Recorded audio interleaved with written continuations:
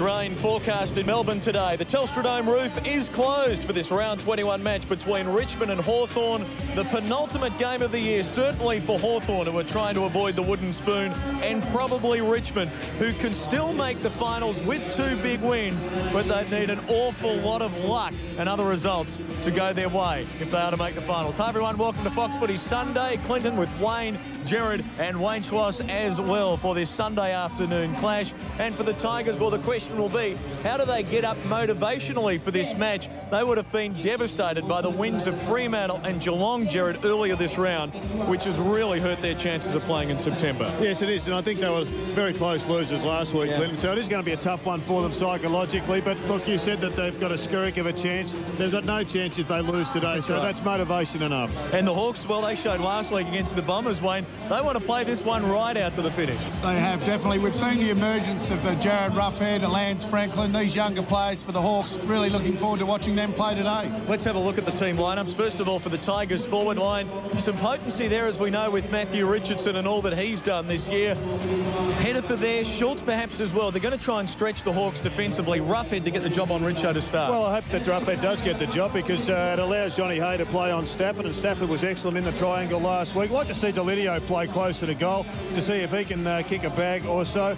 Middle of the ground, well, it's all pretty even, but Spider Everett has got to be an advantage for the Hawks. Oh, no question about that. The likes of Vandenberg going through the middle, having a better second half. Trent Crode has been on fire at centre-half forward, played most of the year at centre-half back. Darren Gaspar will get the job on him.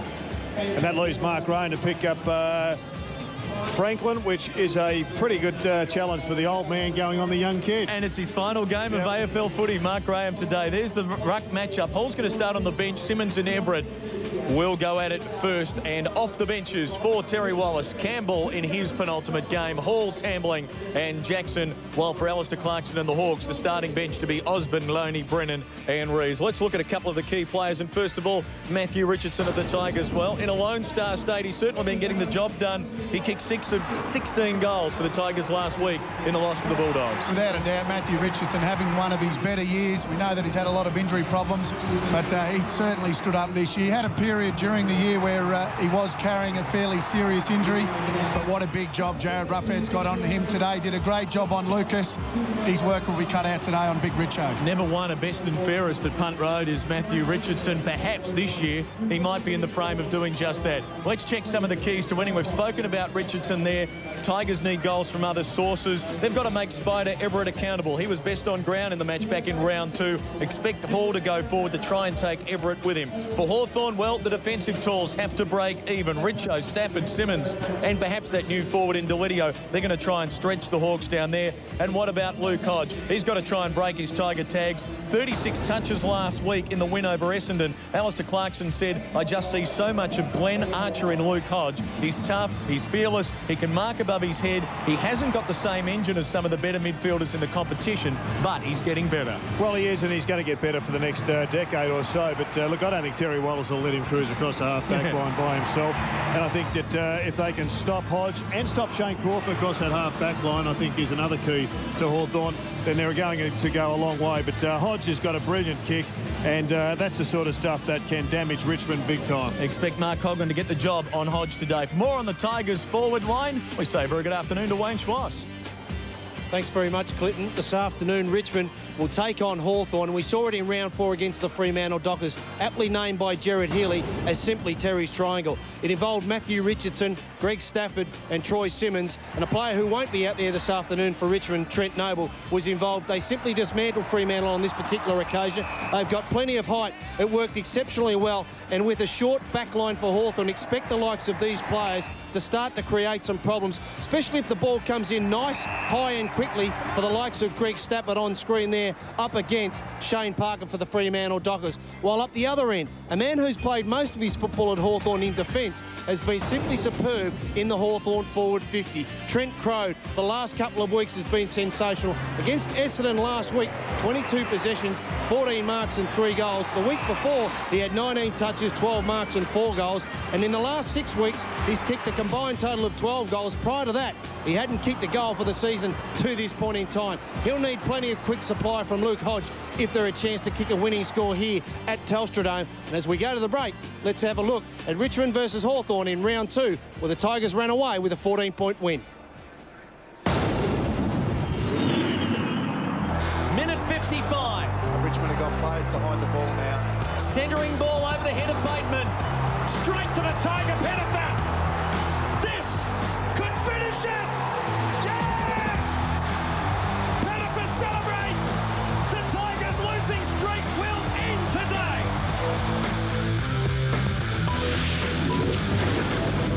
Hargraves wants it. He's very keen. He elects to go longer. Hargraves will have to drop back. Graham is in the back, and he's got the mark. For his second, or his third, I should say. One earlier. There's one in the second term, and now this for his second in the third. He's got it, and Hawthorn are back in front. He spent 12 years in a Hawthorn jumper, but it's as a Tiger that Mark Graham is saying farewell today, carrying daughter Grace, who's 1 year of age. She's wearing the Hawthorn jumper, but son Thomas said no way was he running out in a Hawthorn jumper, and the 5-year-old is wearing yellow and black Tiger stuff today as Mark Graham plays his 243rd and final game got this year at Punt Road after calling 6 Melbourne-based coaches after getting delisted from Hawthorn in what he felt weren't good circumstances by Alistair Clarkson, and he's loved the fact that he won't die wondering. No, but look, what a great day for him against his old club. Yeah. Second last game. Had a terrific career. Has fought out of his weight division. Always played on the bigger forwards and done a pretty good job. Back downstairs to Wayne Schwass. Yeah, congratulations to Mark Graham. The record for respective sides here reflect each other pretty much. Of their last 10 games, both of these sides have only managed to win 2. Richmond points 487 against 116, whereas for Hawthorn, they score 70 points on average 4 and 105 points against. Thanks for that, Wayne. Joel Hyde Bowden against Crawford. Joel Bowden's gone to Crode. Hawks winning the toss to the left of screen, the Lockett end in the opening term. Lekis going to ground. This is Tuck. What a season he's been having for the Tigers. Working in close with Johnson and Newman, and now they've got a loose man out wide. And he can just about go all the way. Schultz drives to the goal square. Stafford at a stretch. Off the ground, Richo. 25 seconds. The Hawks are fuming, saying it's not a goal, but the all clear is given. Well, I hope it went the right side of the post, Clinton. But we've got to rewind the video because Chris Newman in the back half, that's where it all started. He was the one who kicked it out wide. And let's have a look at this contentious issue. Stafford pushes out, doesn't quite take the mark. Here comes Richo. And... Glad you asked for that, Jared. It was a goal. You'll get a better view Go from on, here. I wouldn't make a mistake from there. Yeah, he didn't. Easy goal. I'll tell you what, I was watching Jared Roughhead follow Richo. Just couldn't keep up. Hasn't got the leg speed. Big match for the kid. Did a great job on Scott Lucas last week. Richo, a different kettle of fish. Right that down to Chris Newman, though. That was a classic tackle, then kick. Are you happy then with that matchup or not? Oh, he just couldn't keep up on that occasion. Richo running back towards goal. Roughhead was a good 20, 30 metres behind him. Vandenberg going to Pettifer. Our umpires wide for sound on Sunday football. Matthew Nichols, Ray Chamberlain and Martin Ellis, rather. That's where the pace issue becomes, I guess, the question mark why Johnny Hay isn't on Richo, because clearly he's the one with the pace. Stafford, not so quick. Foley for Simmons. Loose man out wide, Schultz. And he leaves it for Graham. Got some pace, Schultz, for a big boy. Against the first game of Zach Dawson there. Schultz slipping. Recovers. Coughlin. Graham. Free kick. Probably a bit lucky there, the last gamer, because I thought he went to ground. He ducked his head to some degree, but he got away with it. And the ball to midfield with Simmons. Now Newman. And the delivery is perfect. And Stafford takes the mark. And Jared, it doesn't matter how quick you are when you get balls like that. There's not a fullback in the competition, Jonathan Hay included. And some people are saying that Jonathan Hay has had an okay year. I've seen parts of games where thought that he may have struggled. Speaking to Jason Dunstall yesterday, he seems to think that Jonathan Hay has had a fairly consistent year at fullback, but as we just said, there's not a player in the league that can stop a ball like that. No, it's a great pass and good start to the Tigers. If this one goes through, they're off and running where they left off at three-quarter time last week, or at half-time last week, when they were really playing great footy to take it up to the Bulldogs. Greg Stafford turns 31 next week. His footballing future is uncertain. What's sure right now is that he's kicking the Tigers' second goal. And what sort of double would have that been, Gerard? Greg Stafford kicked the first goal last week against the Bulldogs, the first again today. Richo? No, it was Greg Stafford off the pack last week against the Bulldogs. And the first... Oh, sorry, Richo off the ground. What am I? I'm with you. It's been a long season, isn't it, folks? I'll tell you what, you did speak about Greg Stafford's future. I did speak about Greg Stafford. I reckon he's got to play again for the Tigers. 32 years of age, bloke in the goal square. No, don't start. You don't put me off. You said it was a point. Oh, right. You said it was a point. Don't That's believe everything we say. Hey, for more insightful analysis, folks, stay tuned. We'll get to Stafford's future, Gerard, in a moment, but the Tigers are dominating the clearances. Foley this time out in the direction of Simmons. There's the first game of Dawson going to ground. Hyde, he's got Crawford. He's going to try and play him out wide to be almost a forward decoy to try and take Crawford out of the game. Here's Roughhead. Great kick. For Hodge. Matched up by Cog on his forecast. Now Everett down the middle. Crowd at full stretch. Bowden, his opponent, gets by him well. Delivers towards Dixon. Oh, great play. I haven't seen Dixon fly like that for years. He's had a reasonable year at times. He's kicked a couple of bags, 4. I think he kicked 5 there not all that long ago. Kicked 4 last week, 21 for the year now. He started deep here and was in the air a long time before he controlled the ball. Trent Crode's the one that really, for me, the last couple of years, he's gone from a player that everyone thought was just so inconsistent, couldn't really get a kick at Hawthorn, couldn't get a kick at Fremantle, has come back to Hawthorn and been one of their most consistent performers. And Dixon replies with a Hawthorn goal. Entertaining start. It is, and you spoke about Hyde on Crawford, Clinton, and what he's trying to do. What they try to do, Shane Crawford would be being tagged by Hyde. So Hyde, basically, Crawford goes behind the ball to put an extra number in Hawthorn's defence and then give them the run off half-back. And that's what a lot of players that get tagged do these days. Yeah, we're just going to do this together, Wayne. Ben Dixon, number 19, first goal for Hawthorn. I hope you're not one of those punters who has the first goal of the day sort of bet going, because, boy, there'd be some concern at the money shop when you go to collect. It was. It was Gerard putting me off for that point. Hawks have got to do better in these centre clearances. We saw them doing a lot of work before the match on it. They got the best ruckman in the game, arguably, Spider Everett. Well, it's hard for you to comment, being you're an All-Australian selector, so Wayne, you can decide Everett or Cox. Who's your first ruckman in the All-Australian team? I think first ruck would be Cox, but Everett would be in the side. From the bounce, here's Graham in his final game. Time to leave it all out there. Kane Johnson for Tuck.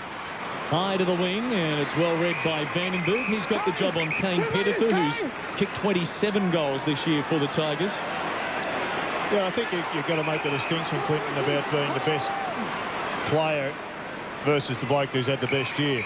I think a bloke like Spider Everett with a decade of at the top, he's got plenty of credits. Oh, he's the best. He's the better player for consistency, without a doubt. Hilton, he's got the job on Dixon. Gasper to Taylor there in the Hawthorn forward line. Was Hardigan off? He is now. Young put the pressure on. Gasper, quick hands. Hardigan backed himself, did well. Foley, though, still under pressure. Oh, that's great stuff. This will be a goal, and it's well deserved. You try to tell me they're playing for draft picks. That is great stuff, sparked by the skipper. It finishes with Hodge. It is, and Luke Hodge off half-back, kicking a goal. Clinton, you said before the game that Alistair Clarkson sees a lot of Glenn Archer in Luke Hodge. Actually, he's on the ball at the moment. A lot of people say that that's where he should spend a little bit more time rather than off half-back and get a little bit more drive and kick a few more goals, as he did on that occasion. Well, that was a great piece of leadership by the skipper. Ferocious tackle, good pressure, mopped up by the bloke most people think will be the next skipper.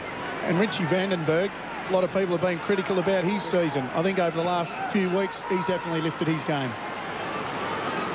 Good start off to the game, Clinton, with, I guess, Richmond only having half a chance of getting in, and the Hawks really playing for not too much. It's could fell away, but they've gone at it really hard. I'll get to what Richmond need to do to make the finals in a moment as Johnson delivers to Tuck. Goes long inside the 50. Delidio. Thurgood is his opponent. Clark roving, more tackling. This is Everett. Simmons, Stafford, a creative little kick to Simmons, who's coming through and gives it to Coughlin. Now Pettifer. Spears it to Wall, wide of Richardson, and Roughhead read it well. Well, that always happens when the bloke changes his mind as the player puts his foot down to kick. And Zach Dawson with his first kick in AFL footy, and it's a good one as well as he finds Crawford on the outer side. Down the line, this is another of the Hawks' first-year players, Clinton Young. Dawson, the 10th first-year player for Hawthorn to make his debut this year. Umpire Ellis with the whistle. It'll come back. Moore to take the free kick. Dangerous. Pettifer. Simmons. Looks pretty slippery in that middle part of the ground. Richo in a pack. Good punch. Young. Caught. Hay fumbles. Thurgood brought down. Dawson. Well, he emerged well the first game out. Good stuff. Hits Miller on the wing. To half forward. Well-weighted ball. Brennan wanted to keep on running. Element of risk about the handball to Smith. Foley with a good tackle. There's a whistle in the back. Tigers free. Advantage play on. Hartigan can run. Pressure by both sides is good. Johnson. Downfield free. So it'll be a goal to Stafford. No, it's coming back. He pushed him as he kicked it, so it does come back to the point of the infringement. But they're a little bit concerned there, the Tiger blokes bringing the ball into the forward line. They looked up and there were 3 Hawks up against Greg Stafford, so that's why the delay. The Hawks are getting numbers back. As we said before, Shane Crawford being tagged. He's one of those players that is getting back, standing in a hole, and a number of players getting back into that hole. It was Johnson to Richardson, but Stafford said, look, I'll have a piece of it. It's amazing when you have so many players around the ball like that, how Stafford can take an uncontested mark. There's the free kick. Free kick again. Push in the back. That happens about 1,000,000 times every game, and they don't pay it.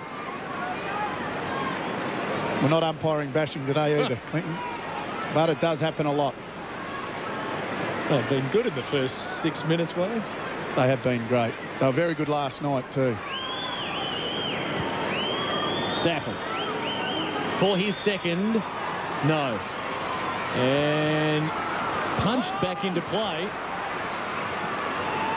Head over the football. Caught was Lewis. Tigers hail the cab. Will they get a reward?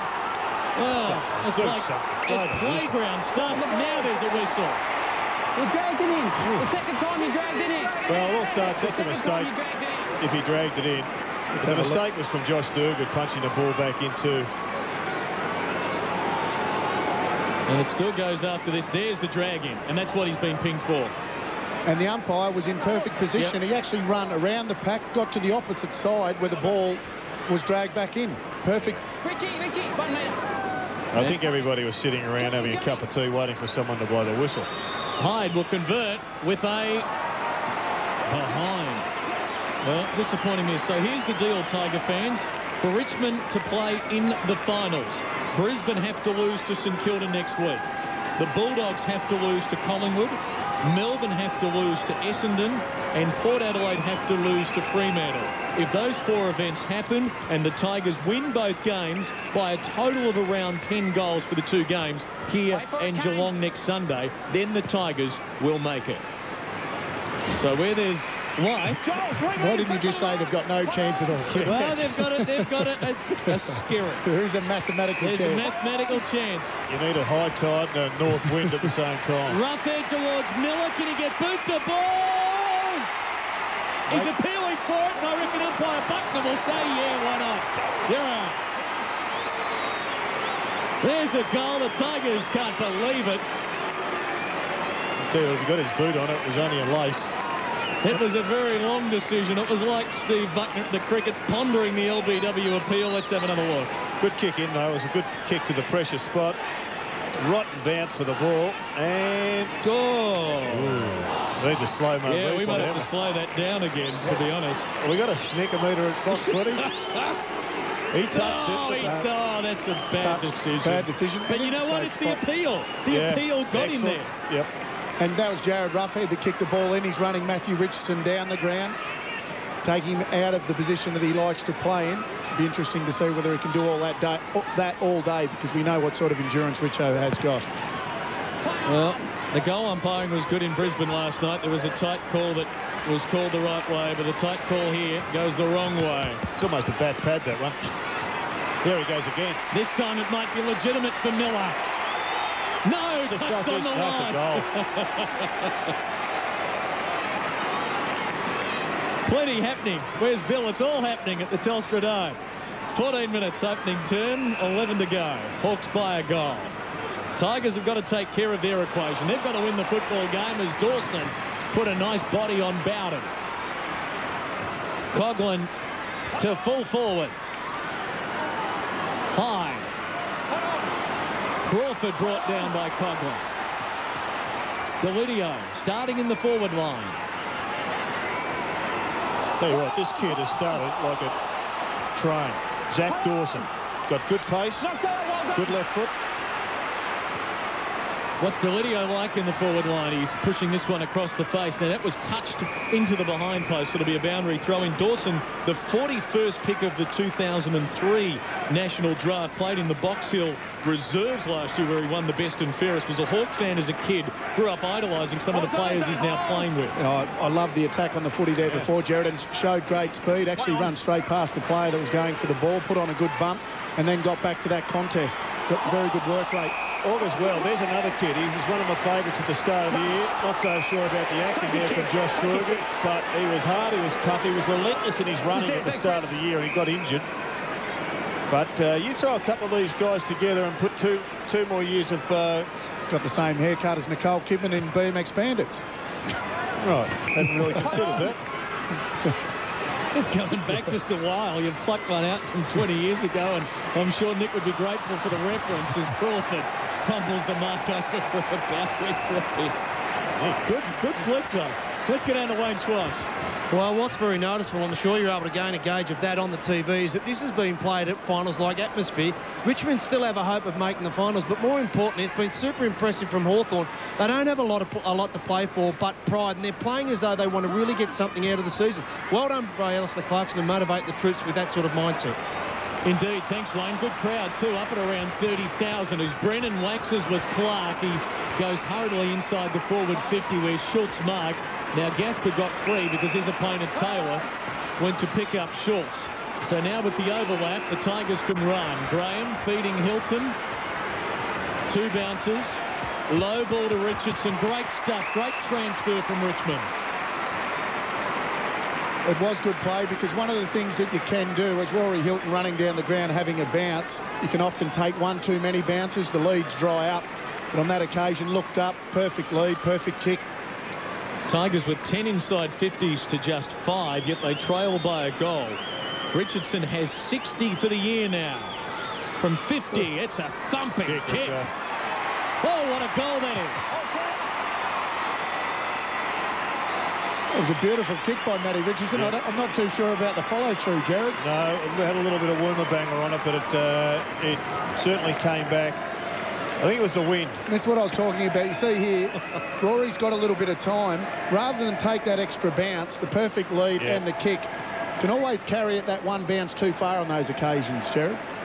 Well, he got it there and didn't allow the forward to go out of his zone. And there's Richard just giving that little bit of oomph. I think it was a dance that got it through. Came back beautifully with the strong northwesterly that's outside. Delidio up onto the wing now. 3 times second in the best and fairest.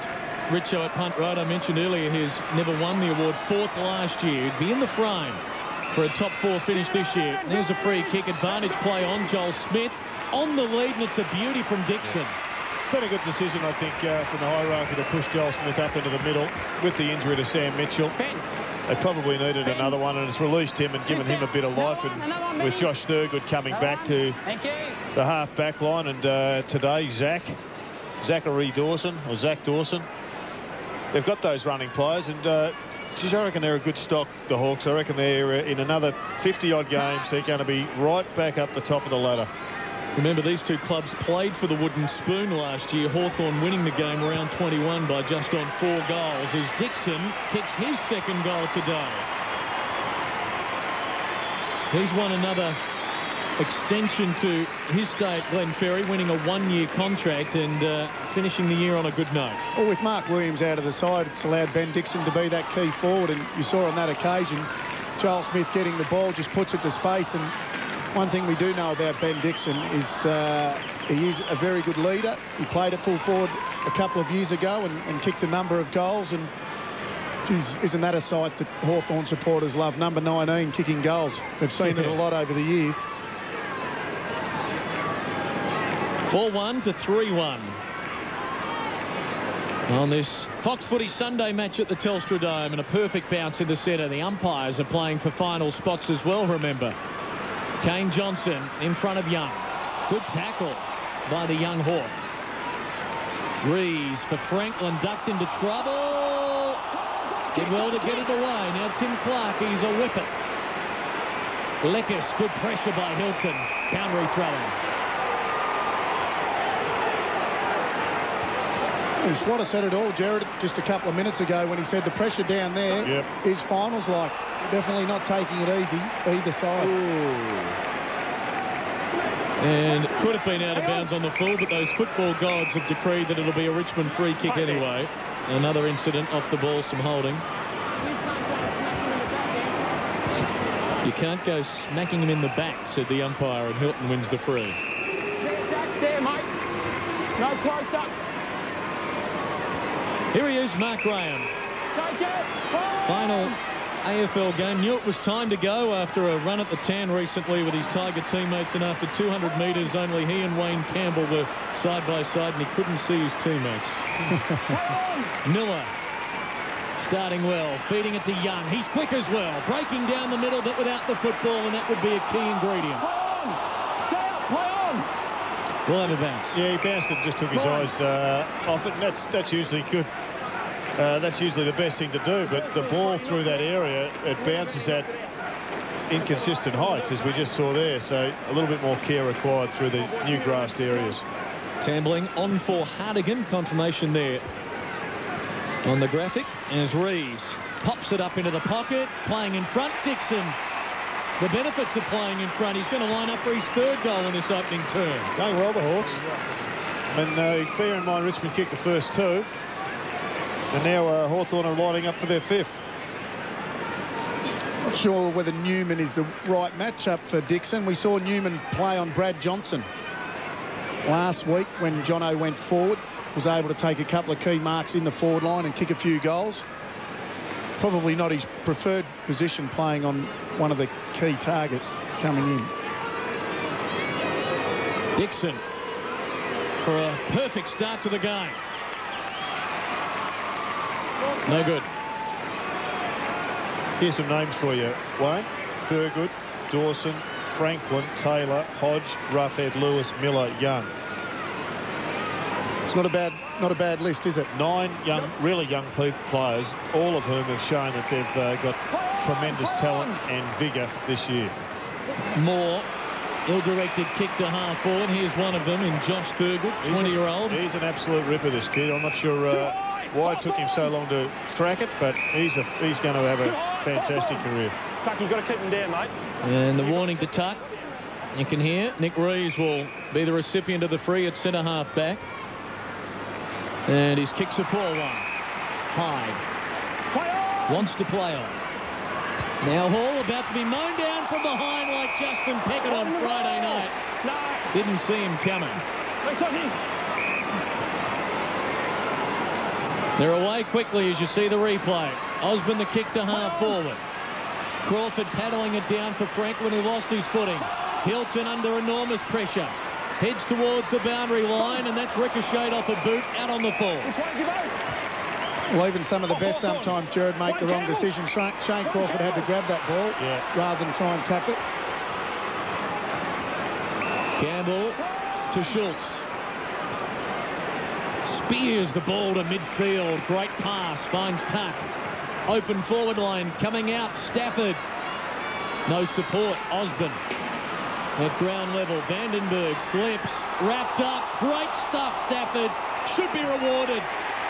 And is. Well, it's interesting just down where Wayne Campbell got that free kick. It looked to me as if the boundary umpire and the field umpire didn't really have much idea what had actually happened, and they guessed. Let's have a look at what did happen. Came off the boot of Campbell, and Campbell got the free. We've got to go to the video replay, don't we? You could just see the body language of the umpires. He knew it came off a foot, but in the flurry of arms and legs, and black and yellow socks versus brown and yellow socks, who the heck could possibly tell? Richo can't bend that back. It's a behind.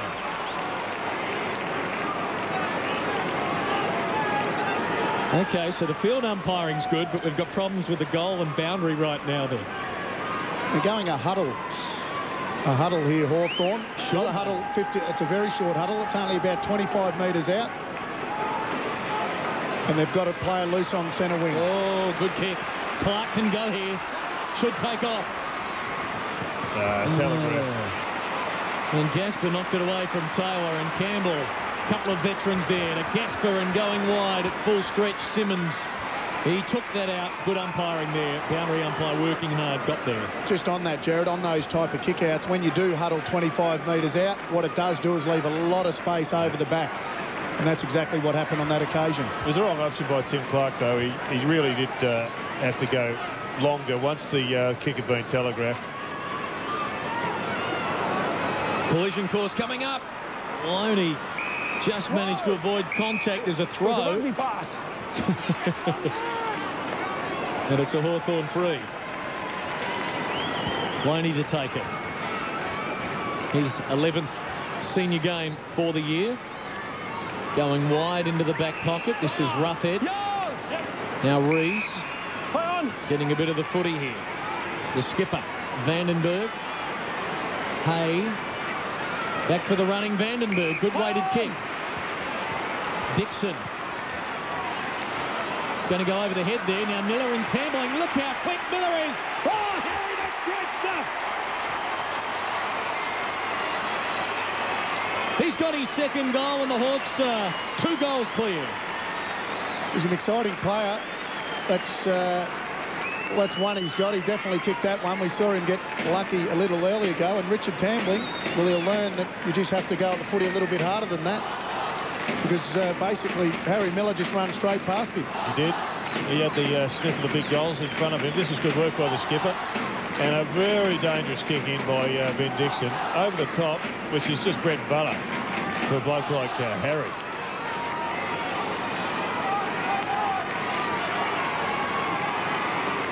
And he's excited with good reason. Another one of those first-year Hawks, the cousin of Daniel Wells, Harry Miller.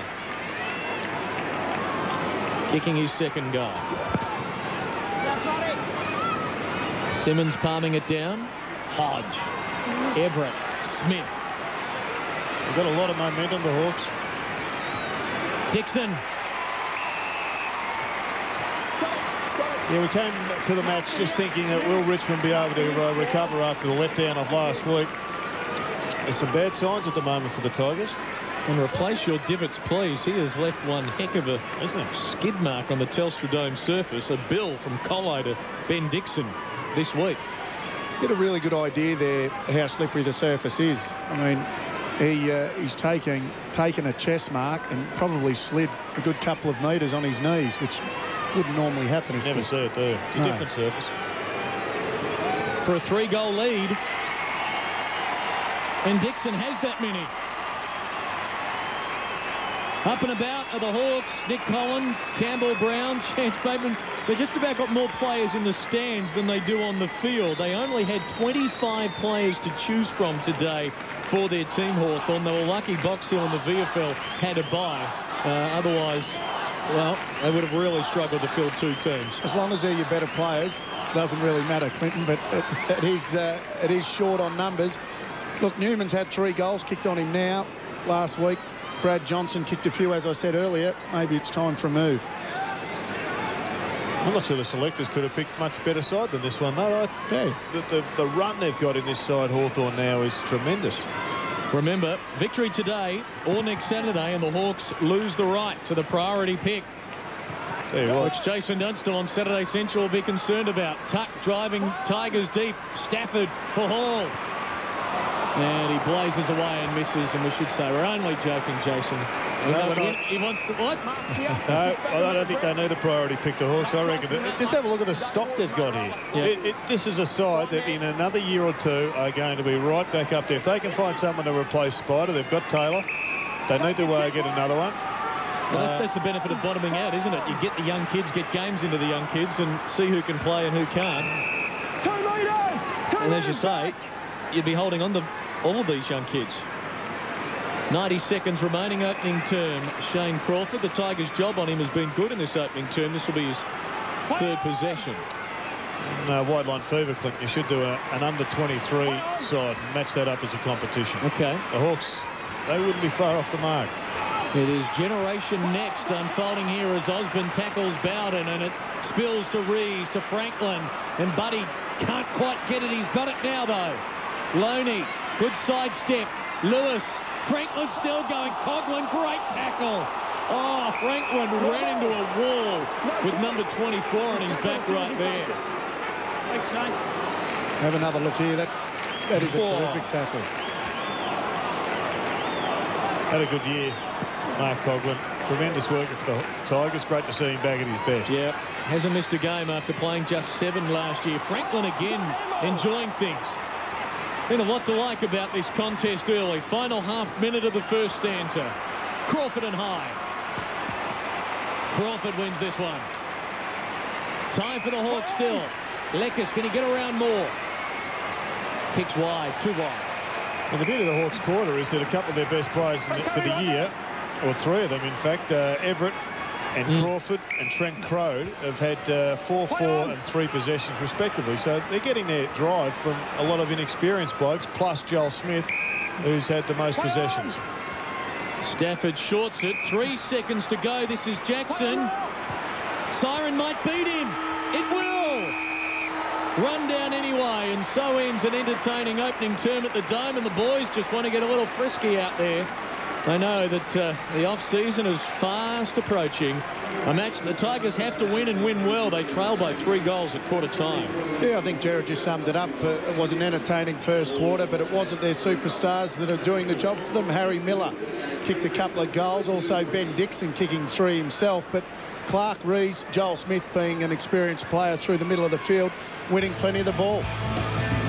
Terry Wallace with some work to do at the end of 1. Tigers trailing by 3 goals on Fox Footy Sunday.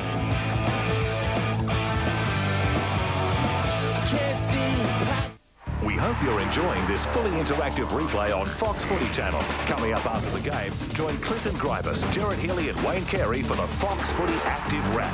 Take a closer look at the game, as well as both coaches' media conferences in full.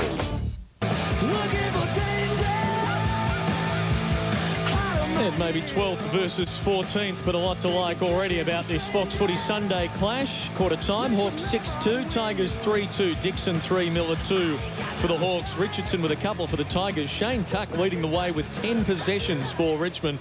Overall, Tigers 77 touches, the Hawks 74, as we check in at ground level with Wayne Schwass. Well, you're absolutely right, Clinton. This has been played with great spirit, and that's most pleasing, especially with a side that doesn't have any hope of playing in finals football.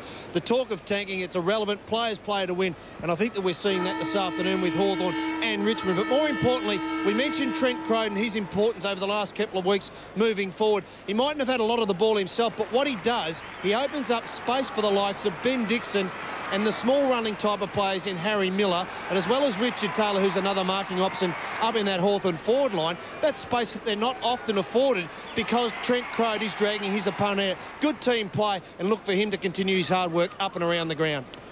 Thanks, Wayne. Let's check the scores from the other two matches being played today. Sydney Cricket Ground, Swans and Kangaroos, and at the MCG, it's Essendon and Carlton. Replays to follow after we're done with here on Fox Footy, so if you want to treat those matches live, look away now.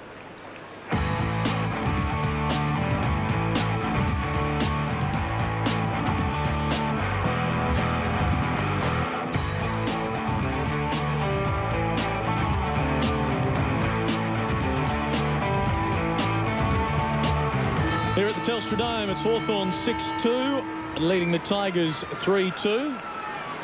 Richardson against Roughhead in the Tiger forward line. Zach Dawson on screen. A good opening quarter for his AFL career, and we're set to go. Hawks to the right of screen in quarter number 2. Hardigan next to Miller. Tigers, remember, were 7-2 after round 9. They enter this match on a 5-game losing run at 9-11. And they watch Spider Everett with the takeaway. Oh, boy, Dixon and his cannon into Schultz. And that hurt him.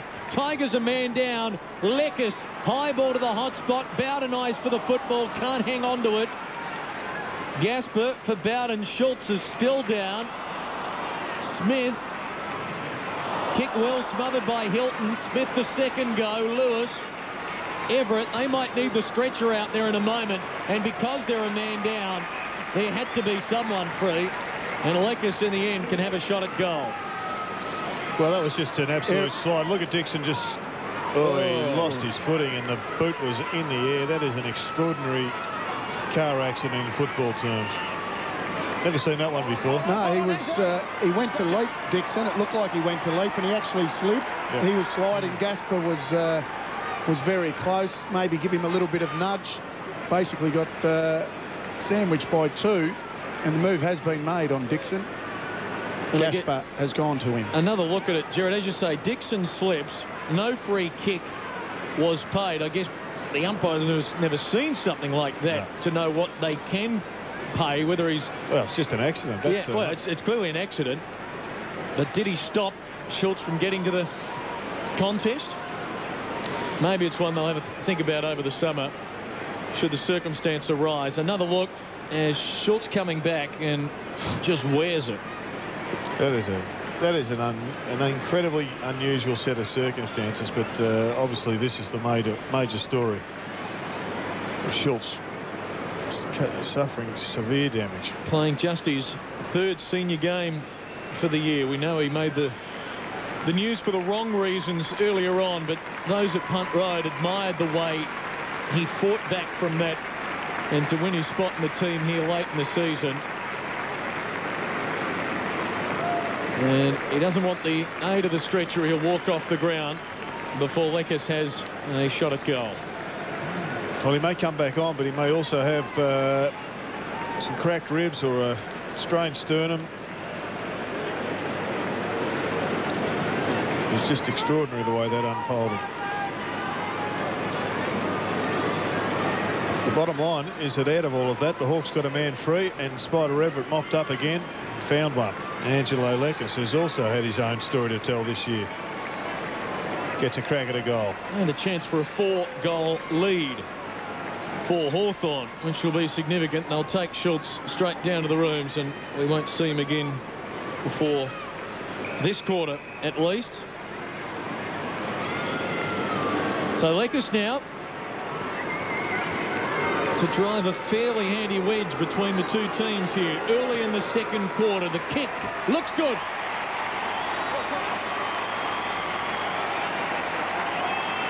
And you can see the Hawthorn players are all gathering around. Leckis kicks that goal.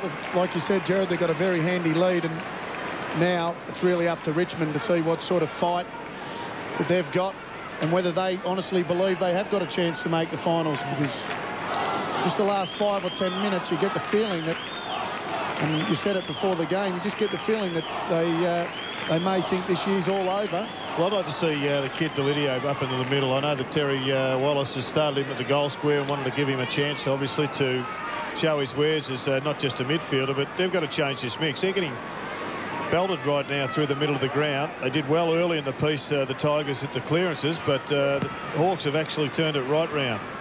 Simmons knocking it down. Hawks, here's Hodge. Look at the way he kept his feet charging through there. Vandenberg. Low to centre half forward. Franklin held off his man more will and clasped it nicely to the chest. Loney to the hot spot. Taylor the target. One grab, not the second. Miller lurking dangerously. They're hailing the cab. They've got it. Flag fall. In fact, Taylor won't be interested in your thoughts. He looked as if he just lost his legs in that first contest going for the mark. We'll maybe get another look at it, but as a tall player, young player, he's just going to have to keep his base, because without your base, you become top heavy and easily shifted off the footy. Yeah, without a doubt about that, Jared. One of the first points you get taught as a key forward is when you go for your marks, you try to keep your feet at all stages, so then you can go for your second and third efforts after that particular contest. Dixon kicks goal number 4. And that skerrick of a Tiger chance of making the finals has become a slither. Ben Dixon really enjoying the fact that Mark Williams is out of this side, being the key forward. This one a little luckier than most, but the umpires, they set a trend at the start of this game that if you were going to drag the ball in and hold it in, they were going to pay a free kick, and they've stuck by that as long as that consistency continues through the whole day. It is going to be one of the interesting aspects of next year, actually, to see how the Hawthorn forward line unfolds. You've got Mark Williams coming back in. I thought it was a great coaching ploy for 6 or 7 weeks. Got under the guard of most of the other clubs. Did Alistair Nicholson. Thank you, umpire. But it really was easily worked out. Here go the Hawks again. Young towards Taylor. At the back, Miller. Have a go, Harry. How exciting is Harry Miller? He's kicked 3 goals. Dixon has got 4 goals. And the Hawks lead by 6 goals. And 2 of those goals, Jared, have been over the back of the pack. Now, normally a small crumbing forward gets to the front of the pack. Harry Miller, what he's done is he's read the ball, he's read the flight of the ball quicker than most, realising it's gone over the back. And you see here, he runs straight to the back of the pack. Normally, he would have run to the front, but he's got 2 goals by going to the back. So you would have to say that he run to the right spot. Oh, no doubt. He's actually just peeled off. Is it Chris Newman? I think it is. A couple of times now. Might be Hardigan. Hardigan. Yeah, he's peeled off Hardigan a couple of times, and it's just exposed.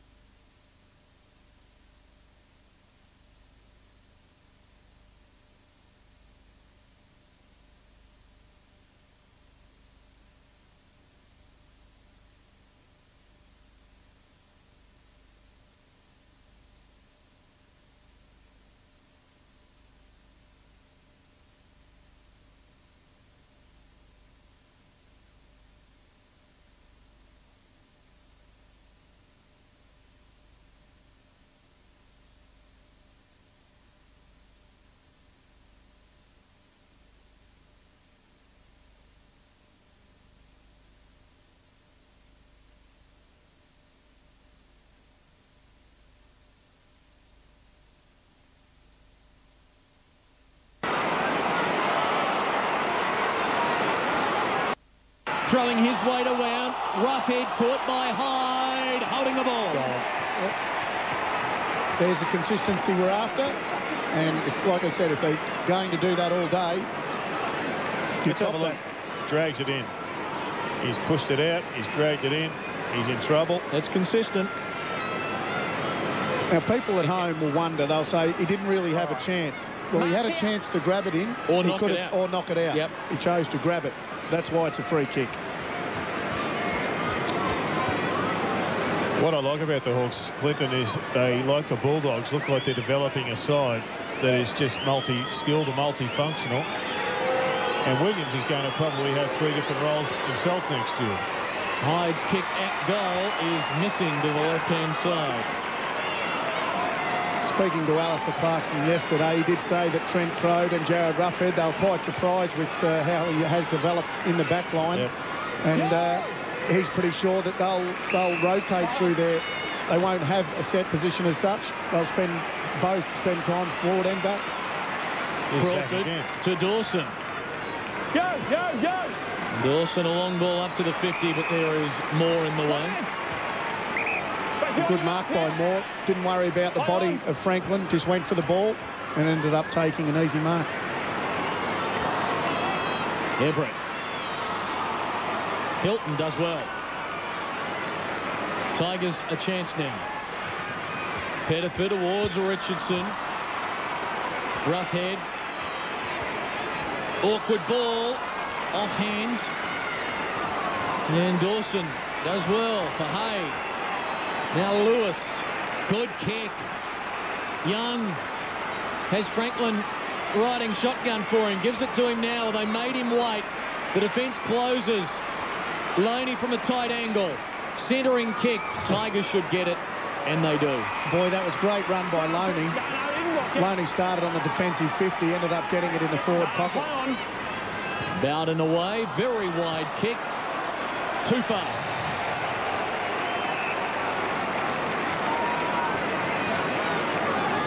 Things unravelling for the boys from Punt Road. 6 unanswered Hawthorn goals, and they have taken control of this match. Everett to the pocket, space to lead for Dixon, an arm held by Gasper. No advantage as Miller tries a party trick. The whole time. Harry's going to be an exciting player. He's got some tricks, as you said, but there was the free kick which has set Ben Dixon up for his 5th goal in a half of footy. Now, he's been a forward for a long time. I'm sure he's kicked 5 before in a half, but it would have been too often. His best AFL year back in 2000 when he kicked 43. Probably most famous for that after the siren winner at the MCG against Carlton. So he can kick pressure goals. This is for number 5, and to take the lead to the better part of 7 goals. Haven't we seen some great kicks this weekend after the siren or near the siren? Well, I haven't seen Jeff watch it because I went to bed with 5 minutes to go thinking the result was done. Dixon kicks his 5th first half goal. Well, before you have a look at it, I can tell you it was every bit as good as that. Yes, it's been an exciting weekend of footy, and it's all a prelude to next week's events, and there is going to be some... it's just a pity we couldn't play each match at the same time, almost at the same time, or one like that builds up to another that builds up to the other, because it may be decided. I haven't looked at the draw exactly, but well, it'll come down to the final Sunday, Essendon Melbourne at the MCG, and that'll certainly be for positions. What did you think when you picked up the paper this morning and you saw Melbourne had won? Well, I heard it on the newspaper, on the radio. Yeah. I couldn't believe it. Yeah. I could not believe when I went to bed. The Bulldogs had all the run. Adam Kearney had just missed a goal that he could have probably kicked, and in my mind the game was over, but they are never over until she sings, as we know. Here's Pettiford for the Tigers, goalless in this second quarter. Who will stand up for them? Campbell to Tambling. And this is essentially a farewell match for Wayne Campbell as well. Tigers' last game at Geelong next week. And so few seats available for visiting fans. This really is the last chance for the Tigers to see Wayne in person after his illustrious, at the moment, 296-game career. Tambling's career not that long. This is game number 11 for the 18-year-old. He's hitting this one to the goal square. At the back, Franklin slips, concedes. Tambling is an interesting player. We haven't seen a lot of him this year because of injuries, but I remember the opening game of the Wizard Cup, and a kid called Richard Tambling came onto the ground. He took mark of the day, kicked mark of the goal. He kicked goal of the day, the goal of the night. And he just really hasn't got it going yet this year, so there's plenty to look forward to for the Tigers for next season. Without a doubt, I think he'll have a big pre-season and he'll have a much better year. Still, doesn't get to enough contests just yet. Probably not fit enough because of those injuries he had through the middle of the year. Joel Bowden told to play on, centres it, dangerous if it comes unstuck, but Simmons stands his ground and wins 50. Richie, you can't tackle him until I call play on. Well, you heard Richie Vandermeer say he took off. Martin Ellis says you can't tackle him until I say play on. Which is a tough call. Martinelli's is spot on, but it is tough on the players because you've got to go with your instincts. Well, if that's the case, he would have been on centre wing. How long does it take for you to say play on? He'd taken 3 steps. Maybe not 3. Maybe 2. Vandenberg still pleading his case. He's got a fair point there, Richie. Thanks, Troy. But doesn't matter. Simmons has a shot at goal. Described in one of the newspapers last week, Troy Simmons is having a bitterly disappointing season based on the expectations. Do either of you agree? I wouldn't go that far. I think he's been solid without excelling. 16 goals, 21 coming into this match. Hasn't missed a game for the Tigers. And kicks. One here that trips across the face for a behind. No harm done for Richie in the end, who gets close to Kane Pettifer. Oh, wrestle on it. Centre-half back. Tigers again happy to concede that first one. They sprint back, but the Hawks are a wake-up. Maybe they were watching Fox Footy Sunday's tape of last week's game and how to break down the Tigers from the kicking structure, and there's a boundary thrower. Well, they were very good there. They had a mini huddle about 25 metres out and then a bigger huddle right in the centre circle. And that's why Joel Smith got so much space on centre wing. What do you think about Simmons? We've seen them, I reckon, 12 games this year. I don't think he's been too bad, to be honest. I think he's competed hard. He's had his quieter games like everyone does, but I wouldn't say he's in their worst. 39 points adrift, but here's a chance for them to run and spark something, and Hyde carrying the football through the midfield. Laying the hand pass off for Jackson. He goes deep, blazing away, and the Hawks will mop up with Roughhead. And in the end, Terry Wallace will get the highlights tape out and say that's just a dumb kick. Tell me the last time you kicked at 70 metres. He reads it well, Roughhead. Crowd. And towards half forward, Bowden knocking it down. Simmons. Out wide, Pettifer, aided by the bounce, will just drift it over the top. Delidio very quiet today. Marking here. Feeding the handball off. And it's a chance for Tuck. Close. Good enough. Badly needed goal for the Tigers, and a man who will be right in the frame for the best and fairest at Richmond this year, Shane Tuck. 13 possessions now already. 20 or more possessions in 17 of his 20 games this year, and a good kick there.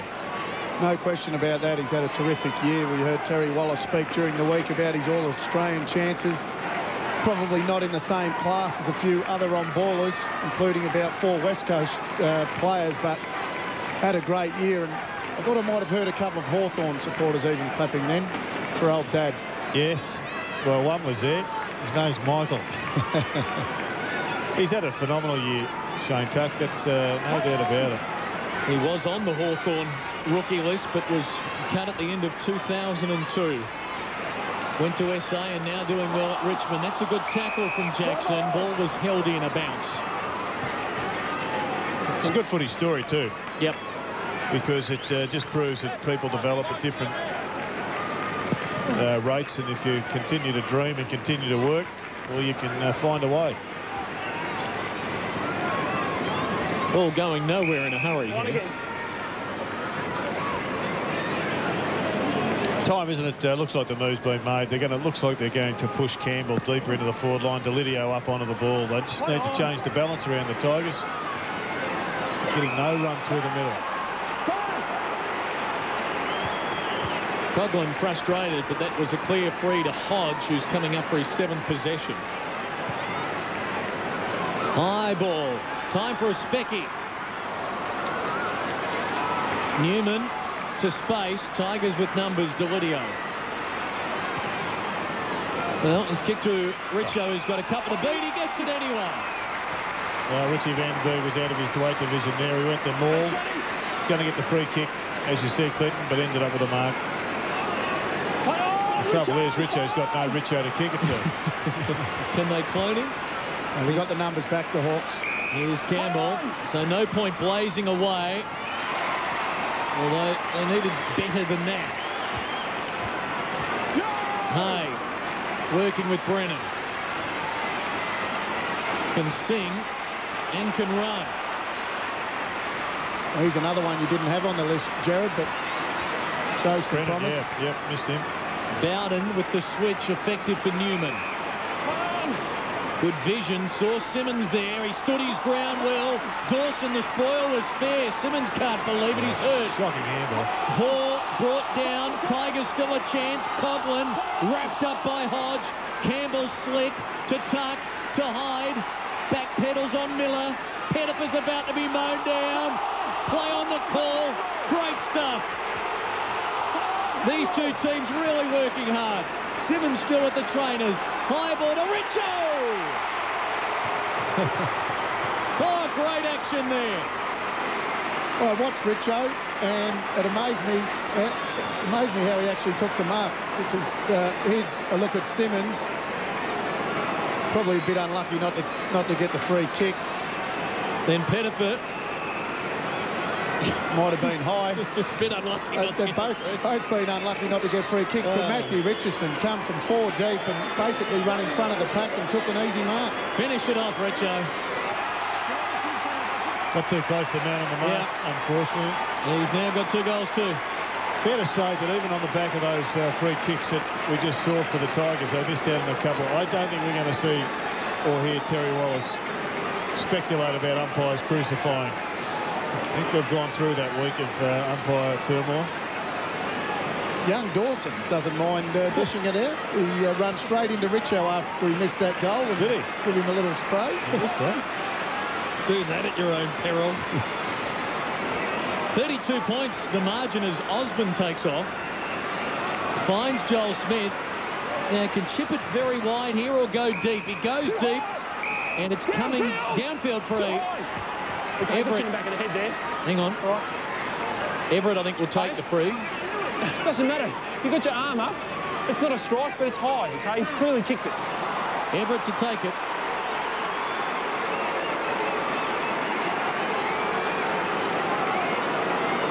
Tight angle, 8 minutes from half-time.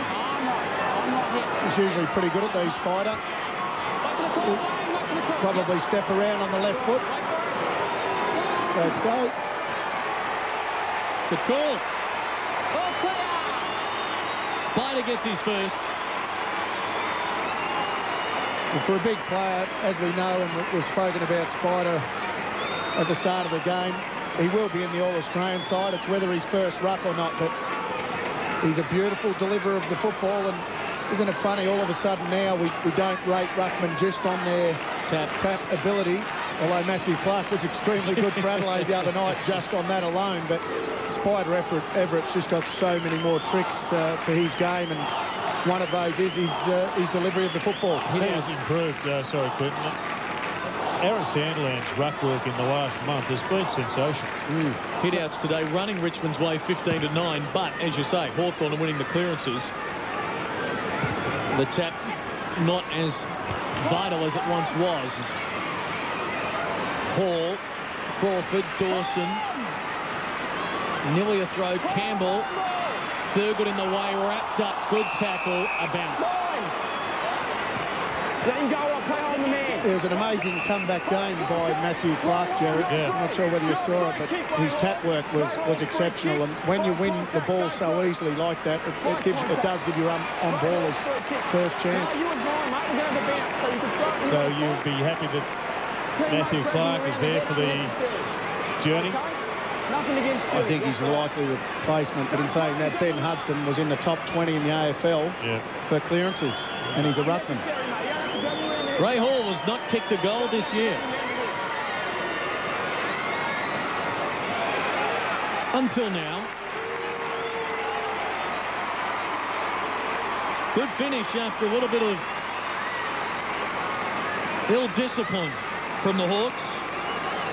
Was going to be a bounce, the silly high contact, and Hall converts from long range. We do know that Ray Hall can kick the ball a long way, and it was a great conversion. You just get the feeling that if the Tigers can get the next goal, they're back in this game. Here's the contact. Joel Smith to Ray Hall. One of those silly little ones, but the rules are there. Do not touch them high. starting to put a little bit more pressure on the Hawks. Working a bit harder through the middle of the ground. 11-2 to 5-6. Everett to Lewis to Smith. Great breakaway. He has run 30 metres in. And he's run too far. And the goal will not count. Buddy Franklin should wake up to himself and stop appealing when a teammate does the wrong thing. He's in his first year. He should have got the handball, absolutely. But players make decisions and you get it wrong occasionally. The last thing you need is for a bloke to have his hands in the air. What about me?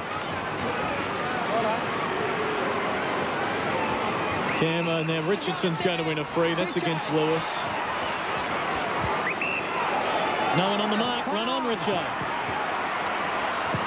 Thumps it from 55 and hooks it. And they're usually the goals Richo kicks. Yeah. We saw him miss an easier one just a minute ago. He normally nails those. Right now the Hawks 11-2. Accuracy in front of goals is...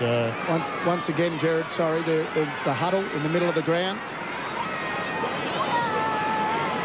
Jeez, they've got some run, the Hawks. You've got Shane Crawford penetrating from half-back. You've got Joel Smith, once a half-back, all-Australian.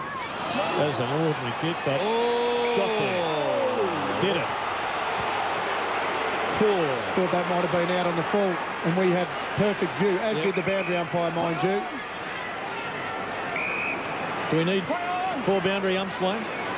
Look, the game's so quick.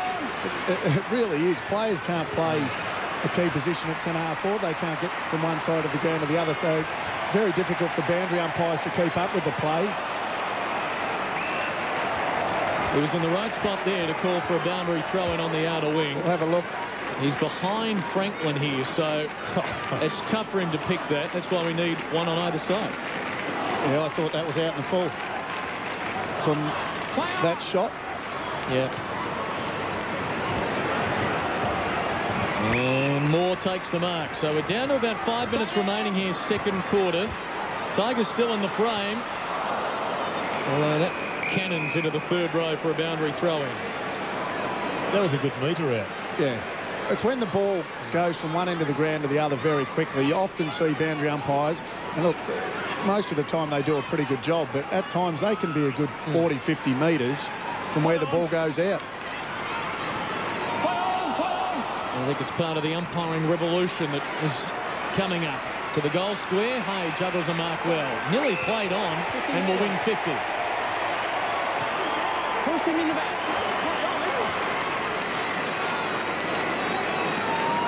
Well done by John Hay. And gave the indication that he was going to play on, but similar to a few minutes ago, no play on called. Everett. Play on! Crawford. Now that's a great run from Crawford. He's off the half-back. He would have run 100 to get to bed. Good kick by Franklin to Weckes. Gold from here earlier this quarter, and now we'll line up for his second. It's just a great example of sides now moving the ball quickly through the middle of the ground, also through half forward when they get it. And clubs and teams haven't got the opportunity to get back and flood as they were at the start of the year. And it's amazing. Every year we have this, we have the conversation. I'm sure it'll happen again the start of next year. We'll talk about the flood again, and well, as the year goes on, it gets forgotten about. Well, I've seen a lot of flooding in this year, a lot early and a lot late. That's a great goal. Weckes with his second, and it restores Hawthorn's lead to 37 points. Well, I think the change that I'm seeing, Wayne, is that clubs are now not letting players like Shane Crawford, who gets belted as a and gets tagged out of it, just go through the motions. They're putting them on the half-back line, and they're using them as architects, using them as players, really just another attacking, driving player. And we saw Shane Crawford get that last goal and set it up on the half-forward line. It's more like a slide. What they do is they slide back, help their defenders out, then they run forward, slide forward. Yeah, what was interesting in the weekend's press was the revelations that I think it was on 3RW, Andrew Demetrio said that the interchange bench is going to be looked at severely. And not the fourth time. You have been calling for that for a very long time. Fourth time in this sector. Everett with the hit out. Tigers track it to centre half back. Jackson, though, is under pressure. Knocked it out. Newman tied up. a bounce. Your ideal world with the bench? Cap it to 20 uses per game? Oh, something like that. Yep. You know, you've got to have you've got to have provision for blood rule. Yep. But I'd like to see coaches put some time into pre-game structures that they have to stick to. And I'd like to see players have to work through fatigue. And I'd like positions. And whilst, you know, we've seen some unbelievably exciting football over the last month, you know, I think that we're missing out on key position players one-on-ones. Here's a chance for a one-on-one. Taylor and Graham, they engage in a wrestle, and it's over for a throw-in. Don't mean to talk about the game last night in depth, but just to make your point even clearer, a guy by the name of White played the whole game last night, didn't come off the ground, kicks the winning goal. Very important in the context of their finals chances. Yeah. Haven't Demon fans been screaming for that for a while? Bowden. Oh, to Tiger, set yours, and Vandenberg swoops, but his kick is astray. No closer, if you can't, no closer. Wait. 12-2 to 5-7. In a match the Tigers simply have to win if they are to conjure up a miracle. There's a downfield free. And they want to go on with it. Free kick. Free kick.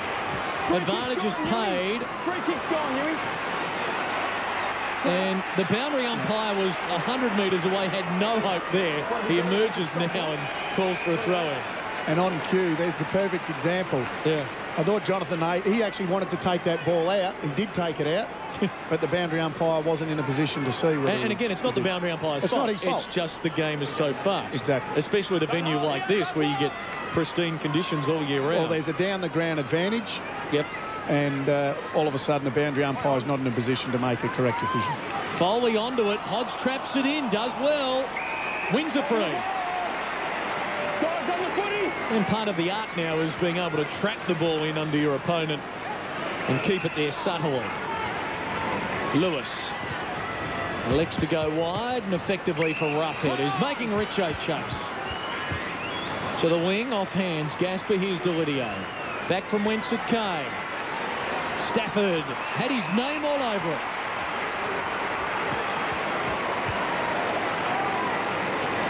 And another good decision by Brett Delidio, not having a great game through the midfield. We'll need to have a bigger second half if the Tigers are to get back into the game, but had the know-how to look up the ground and see Stafford, who was by himself for quite some time, and the big fella good enough to take a good catch under a little bit of pressure. Good mark. Zach Dawson on the mark. So we'll follow him with interest if Greg Stafford misses this. Okay. And we'll follow him with interest if he hits it. Kick on its way. Looks good. Yeah, young man didn't say much. Like all self-respecting footballers, you move away if you know you've stuffed it. Especially when it's Stafford who's kicked the goal. He's got two. Another look at the setup for it. Does Stafford play on next year? I'd like to see him play on. I think that the Tigers need another year out of him. You know, I think he's in good enough form and he's a good enough player up forward. Just gives them another option, doesn't he? He does. He's important for their structure. Jared Roughhead coming off the ground.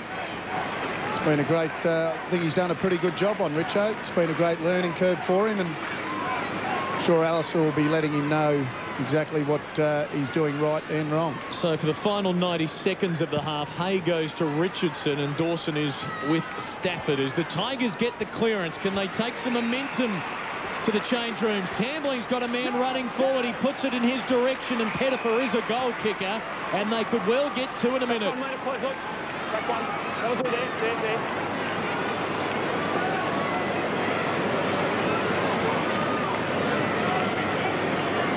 Another look at the clearance.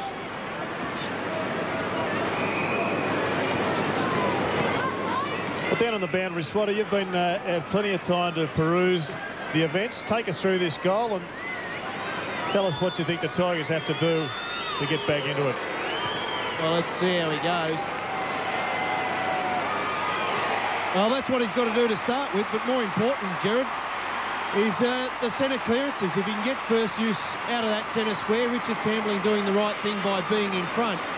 Momentum, as we've seen in a number of games this year, can turn very quickly, and I must say I've been very impressed with Hawthorn the way they've gone about it. But in saying that, there's so much more room for improvement for Richmond.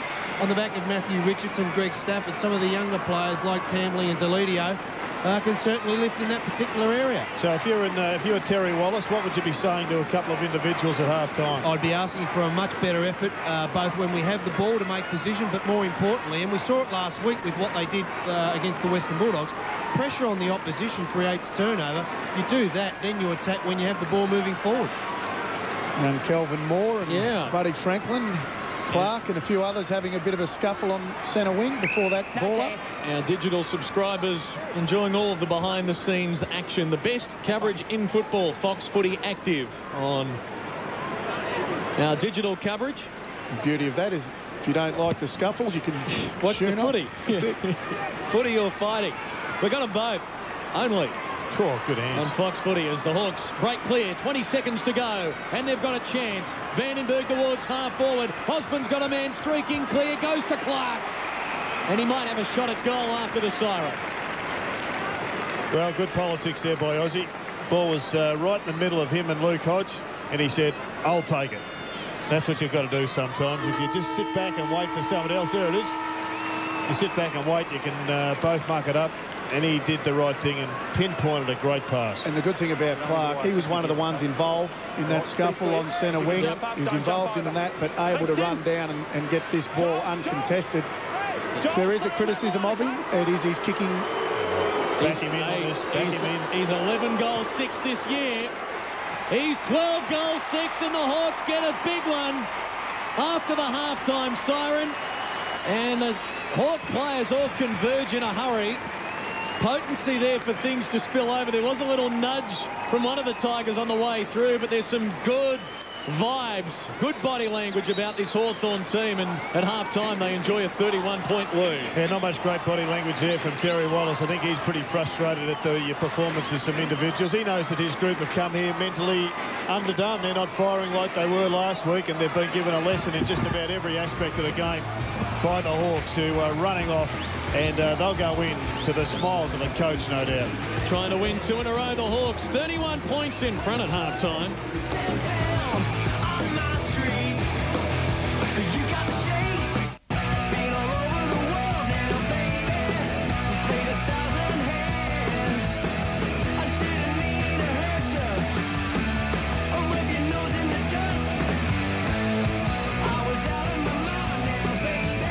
To 7 goals 7, our half-time scoreline on Fox Footy Sunday under the closed roof at the Dome. Ben Dixon with 5 first-half goals, Miller with 3, Richardson and Stafford 2 each for the Tigers, Tuck with 14 possessions, but it's Hawthorn, courtesy of Tim Clark's after the siren goal, leading by 31 points. Clinton Wayne and Jared with you at half-time. We spoke early on, it's the two clubs, the future going forward here, Wayne. Right now, the Hawks' future looking very bright indeed.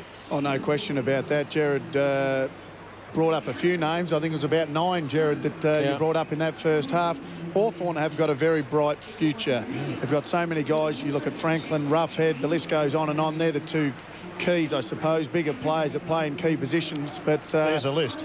They've they've got some players. You'd have to say Hodge. Hodge is a player that is still young in years, and a lot of people rate him against the very good Chris Judd, but he's had a terrific year and probably leading their best and fairest. I think one that gets under the guard is Lewis. I reckon Lewis is going to be a terrific midfielder. I've already spoken highly of Thurgood. Thurgood's another one.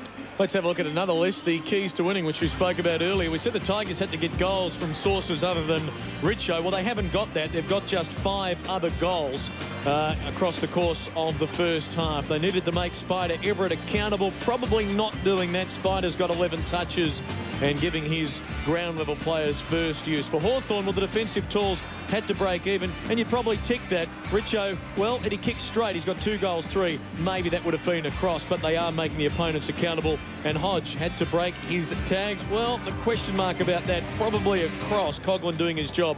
Hodge with just 9 possessions to half-time. Let's have a look at some of the Tigers' highlights from the first half.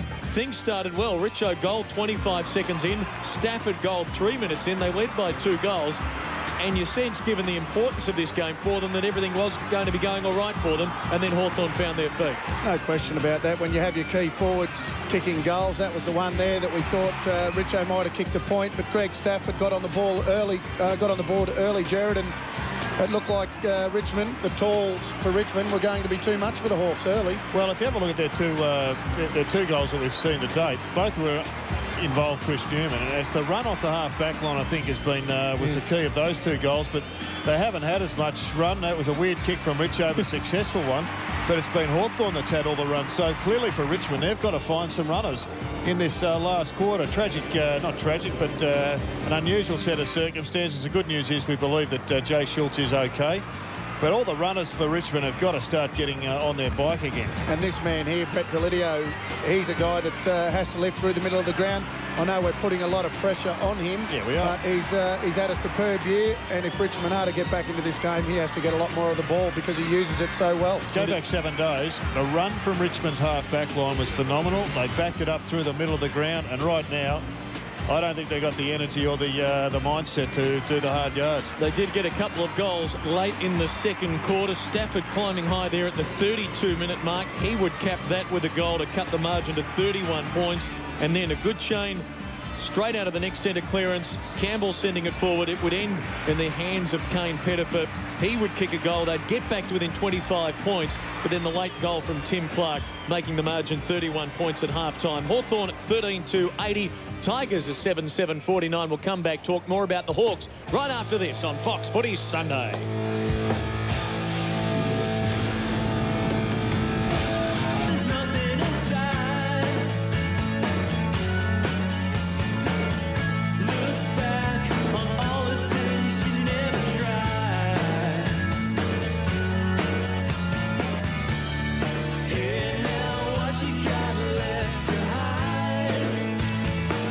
13-2 to 7 goals, 7. Hawthorn in control at half-time by 31 points. Let's bring in Wayne Schwass to the conversation now. Schwatter, 8 first-year players for the Hawks in action today in their 22. And I tell you what, they're delivering. As Jared said earlier, the outlook is good. Yeah, look, most definitely. And I guess, look, you run the risk sometimes of putting kids to the slaughter too quickly. But the important thing is now that they've had a number of games underneath their belt, Zach Dawson's another one of these young players who has certainly shown a fair bit, but if you give kids enough time, you give them confidence and you say to them, look, we're going to stick with you, eventually, as Jared said, another 50 games underneath the belts of some of these young kids.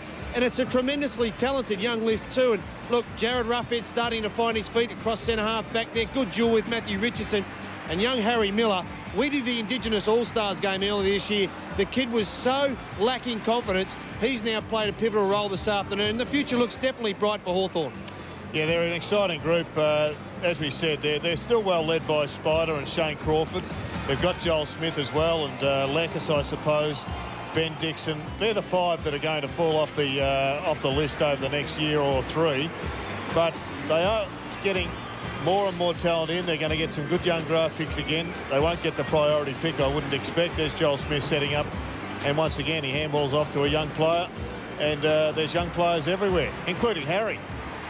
Have a go, Harry, I think we called him earlier. Go, Swatter. Jared also thought that a man there we've just seen on screen who hasn't had a lot of the football today, but has been just as important for Matthew Spider Everett, I'll get it right, yeah, has been Richard Taylor. He's another one of these young players that's cutting his teeth now at AFL level, but more importantly, he allows Spider to go forward for extended periods and give them a long, high target down the forward line. Yeah, I think the other point, he's going to take some years to develop, but he's getting a great tutelage, I guess, off Spider Everett. But you've got to put this half-time result into context with Trent Croden having done not a hell of a lot so far, Wayne. Yeah, look... Sorry, Jared. Yeah, you're spot on. He hasn't had a big influence. He's been very good last week, but I think Wayne said during the call that what he is doing is he's allowing space behind him that Ben Dixon can lead into. So you have your turn each week. It was his turn last week. Maybe it's Ben Dixon's today. He's got 5 till half-time. We've given the thumbs up to the field umpires, but you had one about the boundary umpires earlier. There's been a couple of strange ones, boundary and goal, and this one in particular.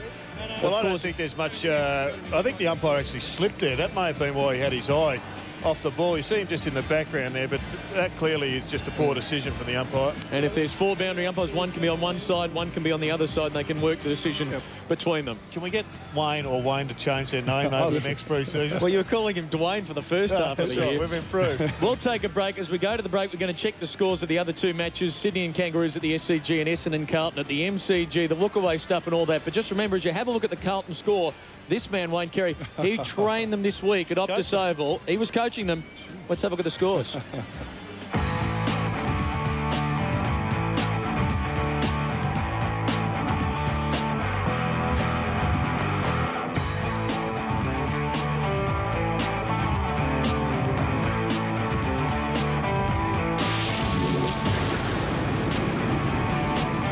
Turning out.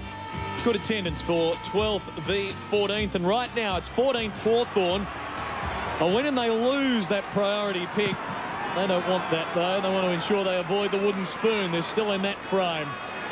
Third quarter underway, and an early scramble and a bounce. No, he came in and laid a tackle first. Tigers forward line featuring Stafford, Tambling, Pettiford, Richardson and Campbell. As we have a look at their bench, and Jackson on screen.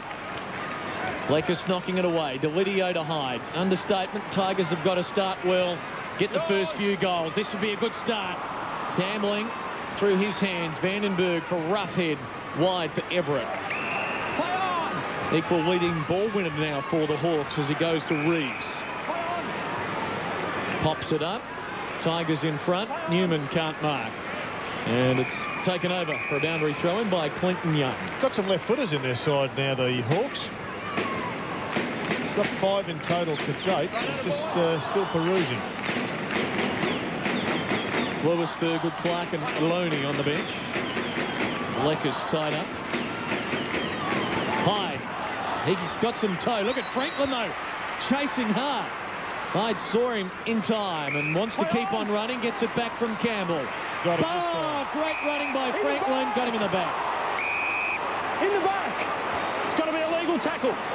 It's in the back. In fact, Alistair Clarkson will say there's some good and bad in that one. Both times he didn't run hard, but he actually let him, after he handballed it the first time, he let him get 5 metres away from him, put the brake on and then traced him down and unfortunately gave away the free. Yeah, correct decision as Bowden goes to Simmons. And I think what you said about good and bad about that passage of play for Buddy, that probably sums up his year from a Hawthorn perspective, but certainly enough good signs going forward. And for the Tigers, Jared, the run off half-back is exactly what set this goal up. That's where they've been impressive, the Tigers. We know that we've spoken at length about their forward structure, but it's that half-back running that has been the key to the Tigers, in my view, and the solidity of their back line. We know that Callaway has been an omission, which has cost them. 16 goals, 22 on the season for Troy Simmons, who did 35 last year in a Fremantle jumper. And this one drifts across the face. Well, they've had their chances, the Tigers. Matty Richardson missing a couple in the second quarter. Also, Simmons missing a couple. 15 scoring shots apiece. Of that for the Tigers, just 1 rush behind. So, essentially, they've had the same number of shots at goal. Straight through the hands of Lekas. Has support. The skipper. Little toe poke to half forward. Tuck will get there for the Tigers. Osborne closing fast. Too hard. Illegal. Too hard. Well, he slipped unfortunately, maybe fortunately for him, because he was going to get poleaxed, and in the finish he got a free kick. Plays on with a hand pass to Bowden. Up to the 50. Oh, Coughlin did all the hard work, just couldn't hang on the turnaround. Roughhead for Everett. Devoid of long options, stabs it to the wing. Vandenberg for Franklin. Dawson. Good poise. Tuck slipping again. Knock it out. Well done. He knocked it out. Knock it out. A bounce now. Come on, you've both got hold of it. Another look at Mark Coughlin. Nearly. But not quite. 5 goals the margin. Hawks searching for their 6th win of the year, and significantly 2 in a row. Tigers, though, wanting to end a 5-game losing run, and Hartigan to Richardson over his head, recovers Will, running out of room. It'll be a tight angle. Everett closing. He tries the impossible, and that it is. Well, it wasn't a great move by Jonathan Hay there. He decided to stop and shepherd his particular opponent out. Thought he could have got to the ball before Richo. In saying that, Richo's put it on the full, so it didn't matter too much. It's going to be a great battle for the Hawthorn best and fairest. They've had half a dozen really consistent players. Also Sam Mitchell, unfortunately, until he got injured, was really consistent. And Mark Williams with 63 goals. Crode and Everett. Yep. Hodge. There's some numbers. There's a loose man inside the 50, and it's Ray Hall who kicked a goal in time on of the second quarter, which was his first for the year, and he can have a shot here for another one.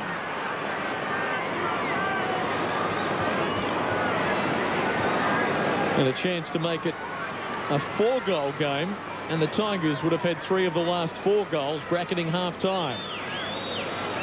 Originally out of Woy Woy. Hall's kick is good.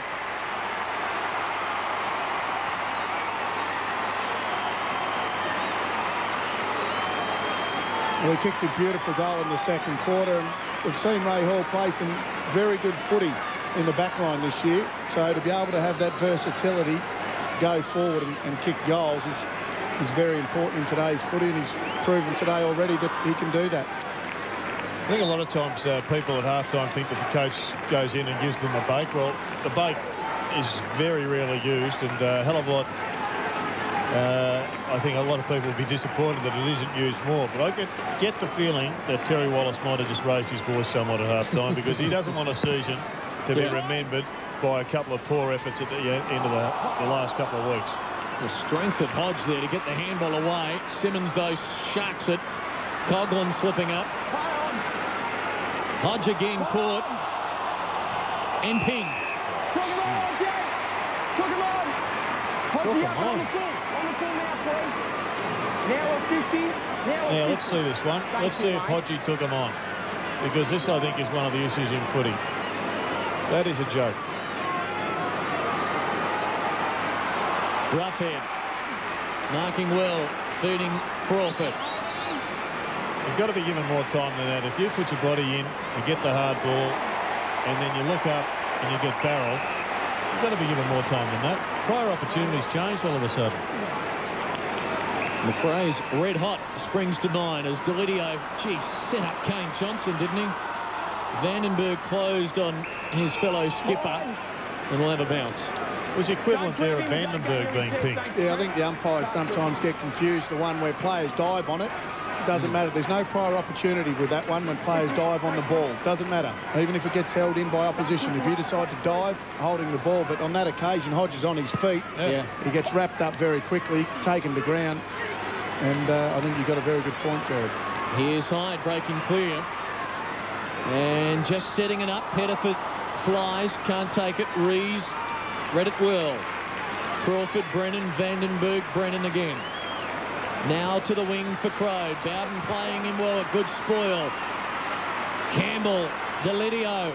Look out, Bowden. Cleverly knocked it on. And he'll get a free. It'll come back. Yeah, he's been probably the Tigers' best, Joel Bowden. He's kept Crow to just 4 possessions, and he's had his usual many. And that's not one of his strengths. He's been a great player. Very, very good player, as he usually is. But if there's a criticism of him at centre-half back, and the ball's moved quickly to Campbell and now Pettifer. If there is a criticism of Joel Bowden, it is the fact that when he plays at centre-half back, the opposition player can get a lot of the ball themselves. He creates a lot of drive. What he's been able to do today is create a lot of drive and also keep Crow quiet. 4 possessions.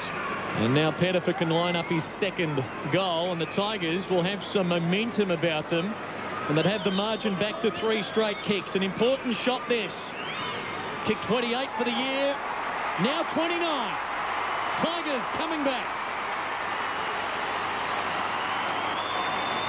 And certainly not out of it, Richmond. They've got the firepower and the run and the forward structure to kick goals in a hurry. I guess we question just their mental attitude coming into the match. And I reckon that's what Terry Wallace was talking about at half-time. And there's the veteran smart of Wayne Campbell too, wasn't it? And Wayne Campbell, he's going to go out on top. Oh, he's going to go out on his own terms. Yeah. He's had a good year. He's been on and off the bench. Saw him last week have a good game. 14 possessions already today. Finishes it off next week, and he is one player that you can say has retired on his own terms. He will retire 3 games shy of 300. Taylor, Hodge. Hawks under some pressure here, but breaking away there is Young, and he goes deep. And Bowden, will he win a free here? He should. He does. Holding on. If they kick the next goal, Richmond, we haven't heard too much from their fans that are here at the Dome today. But I thought there was just a flicker, just a murmur after that last goal. Ray Hall, the big man, getting adventurous. Now Delidio. Here they go. Calvin more wide. Richardson crashes a pack. Rough head caught. Tigers with numbers. Tuck to the goal square. Simmons. No. Well done, Hayter, conceded behind. Boy, they've got a spring in their step, the Tigers. And a lot of players on this side of the ground free. Delidio wasn't able to see the free players, but just get the feeling that they think they're back in this game. Hawthorn scoreless in 10 minutes of playing time here in the third quarter. That might change, though, because they've got a good setup now. Rees down the line. The kick, though, doesn't reach Crawford. A touch of grace and class from Delidio, and he gives it to Hall. The big man's enjoying things today. Long to the goal square. The Talls are there. Oh, Roughhead stolen it from them. Gee, that was a great mark. It was a great mark. That is something else from the 18-year-old former basketballer out of Leongatha. Against Stafford and Simmons. To have the courage to, rather than punch, to go for the mark shows great confidence and poise on the last line. And we'll have another look at it here. From the side. Oh, yeah, that's getting a in front. mark. Now that kick turned over. Richardson. Tuck on the run. Close. Got it. No. Just missed. He's surprised. He thought he had it. And that crowd's building, Jerry. Oh, yeah, the next goal. They're going to make a fair noise, I think, the Tiger fans, if they can get the next one. They've had a couple of opportunities. I think they've all been stung a little bit by Terry Wallace because this is a different outfit. 2 goals, 3-0 in this third term as the Hawks break. Now, Rees has got Smith in a stack of space. He gives it to him now. Good build-up. Into the pocket, Young. Did he have his arms chopped? Yes. Get his arm out. Another look. Oh. That's the rule. Well, that's not the rule because there was no arm pull then. There was contact with his arm. Yeah, but that's the chop. You don't But no. But if you look at that, his arm basically stays upright. He didn't chop it. He hit the arm. He didn't pull it down and/or chop it. I think he's a little bit unlucky to give that one away. We'll have another look as Clinton Young ponders this kick for the 3rd goal of his career. Tight angle. That is fluent. That is great stuff. Steadying goal for the Hawks. Takes the margin back to 22 points. She's a lot to run up in the delivery of Clinton Young there. He's a very fluent kick. He's a very talented young man, I suspect. And that goal there, Wayne, I think tells a hell of a lot. Let's have a look at the chop. Yeah, good decision, umpire. That's a shocking beat from you. Look. That's a free kick. Has that been paid through the year? Boy, if that's a free kick. Now look at this, though, for the runner. This is pure silk. Beautiful. And I'm sure Swatter will say down on the boundary that most left footers have that fluency in their kicking action. You would have liked that one, Swatter. He's just not. He's got to get a part. Hodge. Feeds the little hand pass back. Brennan just gets away. Dawson. That might have been the steadier they really needed. Smith. Confidence building, goes deep. Everett. Got 1, 2.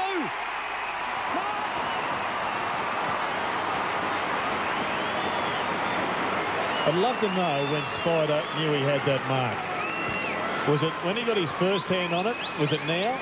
Because as soon as he poked it straight up, he knew it was his. Yeah, without a doubt. This for 2 in a minute. Spider gets his second and the lead is 28 points. I'm up to 6 left footers for the Hawks. Well, there's the value of Spider Everett. Playing the ruck. He's the leading possession winner for the Hawks. One behind Shane Tuck. The Tigers, he's had 16 now, but the beauty of this man is he can do that and then go forward and kick your goals.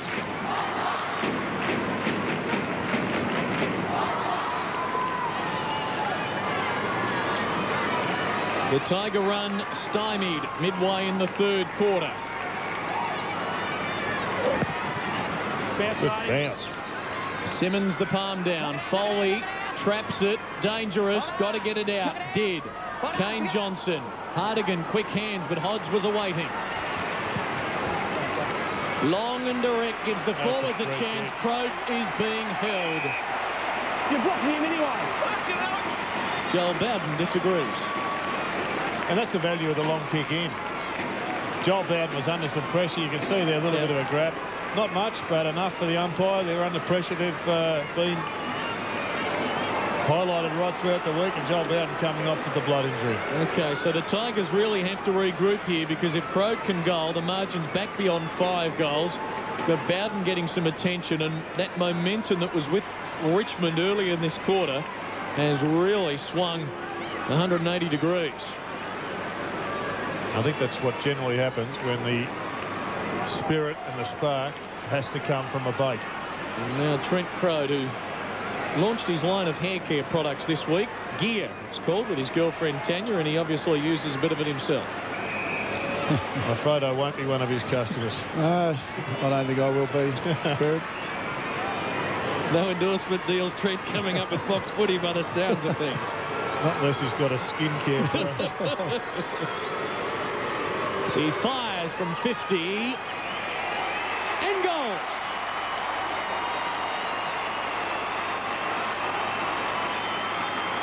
Three goals in 5 minutes. Well, he's been well held today, Trent Croat, but as we said before, what he has been able to do, and you can see here the free kick probably was there, and the arm goes backward back there, hits Joel Bowden in the eye, and that's probably why Joel thought he might have been a bit stiff, because he actually got a little bit of a cut out of that. Got a little nick, but been well held today, Trent Croat, but has certainly created a bit of space for his other forwards to work in.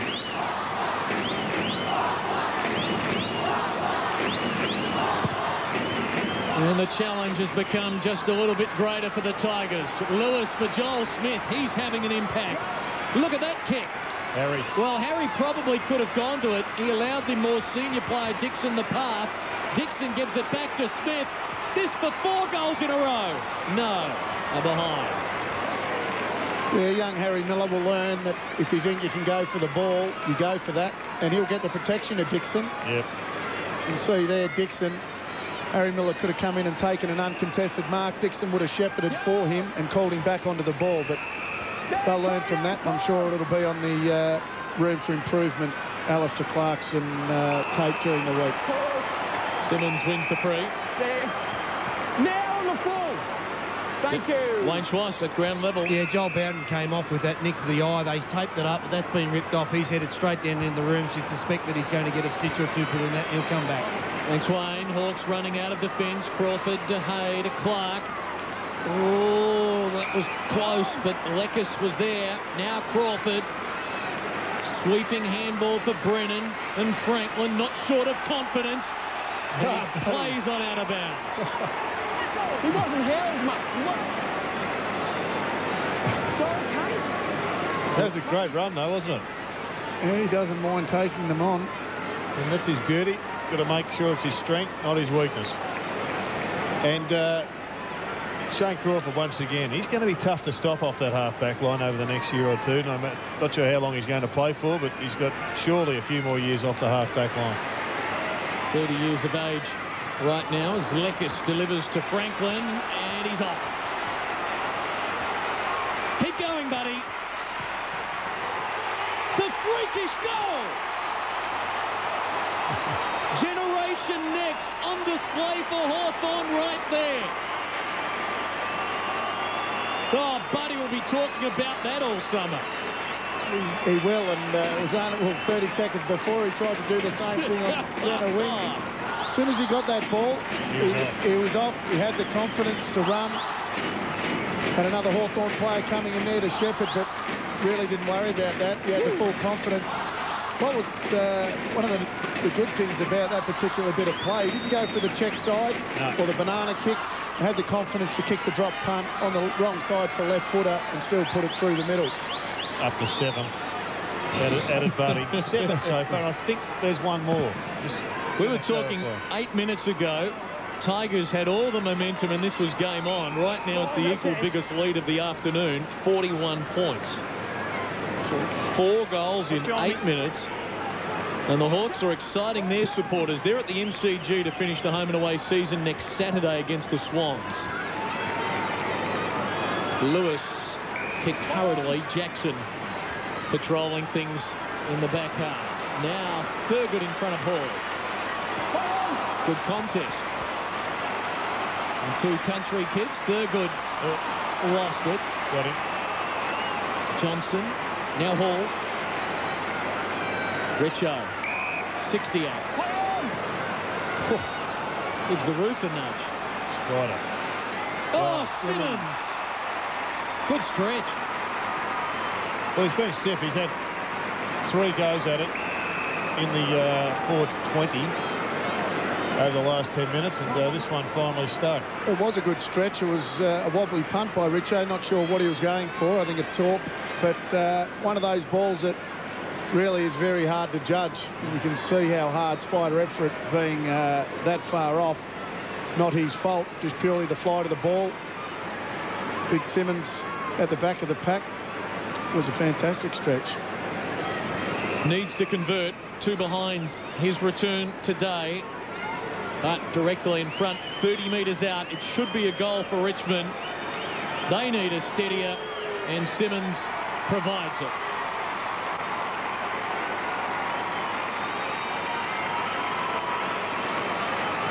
And to say they needed that, Jared, would be a very big understatement. Yeah, they were desperate for another one, the Tigers. Hawthorn have been the most impressive side here by a long way. Inaccuracy hasn't helped Richmond at 10-10 versus 17-3. And, well, as a young supporter, I used to walk away saying we weren't that far off. It was only inaccuracy. Same amount of scoring shots. But it doesn't quite work that way all the time. The margin 35 points. We're in time on 3rd quarter. 7 minutes remaining. Hawthorn trying to win at this ground for the first time this year. They've lost all 4 starts. Just 1 win from 9 matches over the last 2 years. Tigers with the centre clearance. Delidio in the target of Richardson, and it skittles past him. But he wraps up Roughhead in a good tackle. Osborne plays for the boundary line and finds it. Well, I think they're now building a side, Clinton, that can win here. They've got so much run in this group alone, let alone players that they've got injured. And I'm not sure whether they would replace too many of these. But a lot of the sort of slower, bulkier types that they've had over, I guess, the last generation of players aren't here. And this is an athletic group. Dawson to Lewis, the lefty. 8. To the wing. Newman. Dangerous. Hardigan. Coughlin, boundary throw-in. Must have had some fun today, Jerry. Had an assignment. Well, I've got 8. I've just got 1 more to check on. That'll be phenomenal if you had 9 in the team. Here's Tuck. For Delidio. Richardson in front. Ball clears he and Roughhead, boundary throw-in.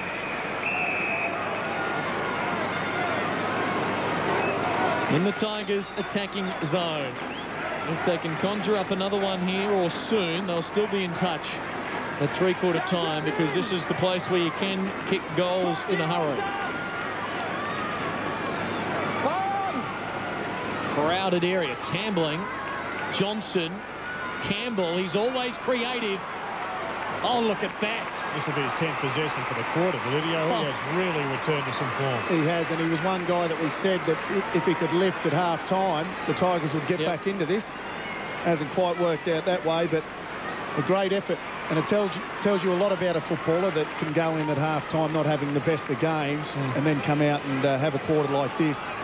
Says a lot about maybe the NAB rising star of 2005. Keep the pressure on him, Wayne. Delidio's kick at goal is perfect.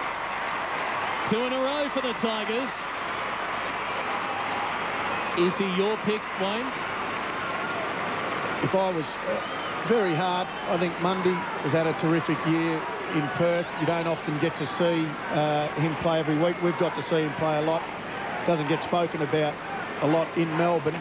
But he's one guy that has played every single game of the year.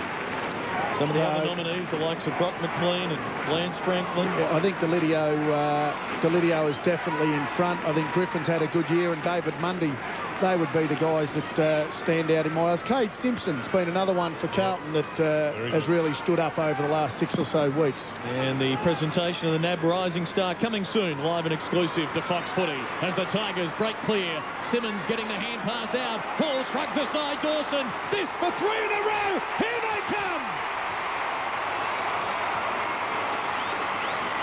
Ray Hall's kicked 3 goals today.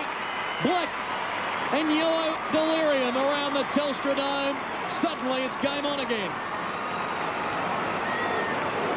Well, it's come in fits and starts. The Tigers, can they continue the momentum? They need to just get 2 or 3 more goals closer before, I think, the whole team, there'll be doubters in this team. They get another 2 goals here, all of a sudden everybody thinks that they can win, and the run just multiplies.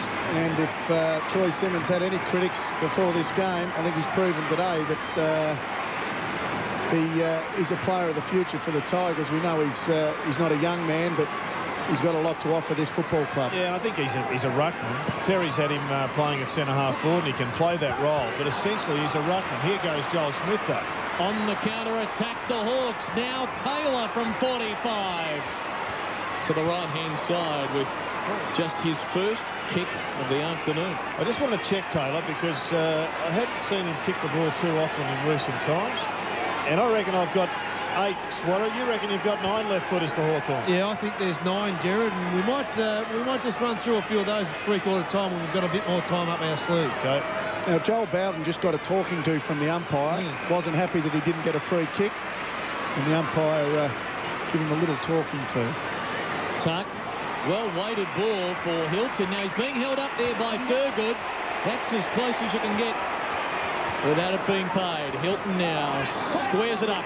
The retiring Mark Graham kicking to centre-half forward over the head of Simmons. Hawthorn to run onto it. Osborne about to be besieged. Played Osborne. Did very well to Hodge. The bounce important here. Miller trapped it well. Everett. Loney. Gone. Ray Hall having a big half. Pettifer goes deep. Yeah, good body work, got away with it. Little nudge forward for Richo. Oh, Roughhead kept it in. Stafford swings it around the body. Oh, has it been marked? Hilton's kicked a remarkable goal. How on earth did that happen? Stafford can't believe it. The Tigers have kicked 4 goals in 7 glorious minutes. Right. And we've got a 3-goal game. And as we watch this ball come into the forward line, got a replay of it in a minute. Richo wasn't the best option here. It was 2-on-1, but it was Roughhead that decided to keep the ball in. Didn't want to get pinged. Stafford, we thought that might have been the goal.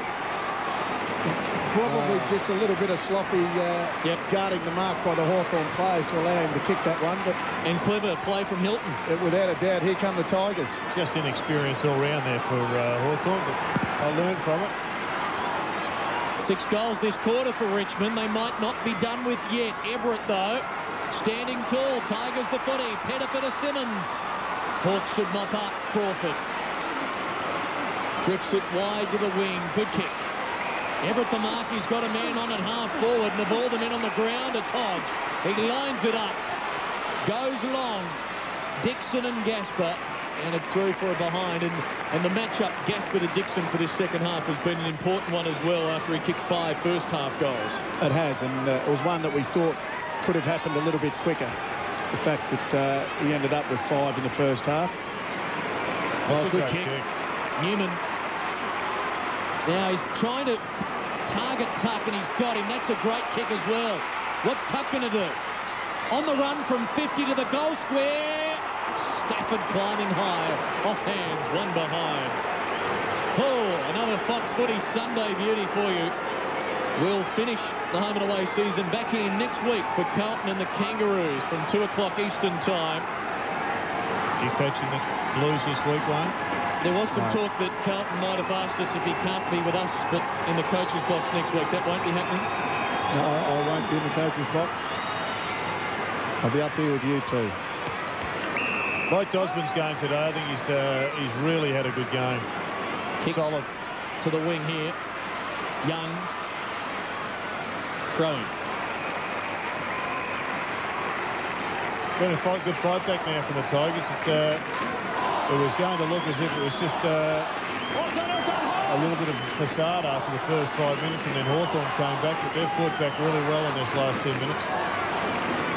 Delidio's been a major part of it. Hardigan slipping, stumbling, getting the handball to Hyde, who's caught, not high. Looked like it was high. It was high. The ump's probably just not in a great position, didn't pick it up. Put your head down, he said. To avoid that swinging umpire. And all of a sudden it's the young players of the Tigers that are having a bit of an influence on this game. I'd be surprised if Terry Wallace cut to the bone again over summer. Gasper. Now Graham. Goes to Coughlin, closing Everett. Good man. And it's paid. Coughlin not aware of it. Had control. Had control. He did have control. He stood firm. You could hear Spider's thunderous footsteps. Back around. That'll do you. We've got Hardigan on centre wing, but he's missed him. And big hooves closing in. Coughlin to half forward. Taylor and Richardson. Embrace. Bounce. Closing 2 minutes of the third quarter. It'll be a brave decision, but I reckon the Tigers have got to just bite the bullet and say this group isn't good enough to take us all the way. We need to maybe just cull, go young again. At the end of last year, they released 1,019 games of experience. Richardson. It's against Zach Dawson, I think. Wings are free. For the Shepherd. Well, this is a very big kick. And that's one free kick. Talk about chopping of the arms and that type of thing coming into the forward line. That is one of the free. Not so sure about that. Did he have eyes? He had eyes just for Matthew Richardson, not the ball. That's why it's a free kick. That could be paid a little bit more, that one. Richardson kicks his third goal. 2 goals, the difference. Well, there's a real challenge now for the half a dozen or so senior players that are in the Hawthorn side. Not a lot of experience out there, and you can just see in the back half that a few of the inexperienced Hawthorn players are struggling just to keep cool, just to keep it settled. And I don't think it'd be a bad move to get Trent Crowe down there right now. Push some experienced players back down there. Even Hodge down to there, just to settle down and just almost hold the hands, if you like, of a couple of the inexperienced players, because they're under siege. If they get it out of the centre and get the ball into their forward line, that's the best option. But I reckon it's time just to hold sway a bit. Well, it's a long quarter. 33 minutes have elapsed. 1:14 to go. Some tired bodies out there looking for a break. Foley to Coughlin. Tigers get the break away. Roughhead under pressure. The underground handball to Dawson was good. Dawson now feeling some pressure. Kicking to Vandenberg. Final minute. Got to take it in the hands of Trent. Cleaned up Foley, who bounces to his feet. Tough kid. Tigers rebound. Hall, he is having some sort of quarter, the big fella. Look at him go. Drives it long. Hawks have got numbers, but the Tigers have got a chance. Rough head. Told to play on. Dying seconds. Hodge will mark on half-back. 2 goals in it. A goal either way here would be pivotal. Crowed at full stretch. He hasn't taken it. He's claiming it. Tackle him. They do. Oh, this has had everything. You have a look here. Oh, Foley did well to bounce up after that. Only 19 years of age, and Crow didn't mark that. Wait for it. I think we're going to get a mention of Byron Piggott. Could he be in trouble? Oh, don't. Could he be in trouble? No. 3/4 time at the Telstra Dome, and the Tigers have got 1 quarter left to try and keep that mathematical hope alive of playing in September. They were 41 points down at the start of time on.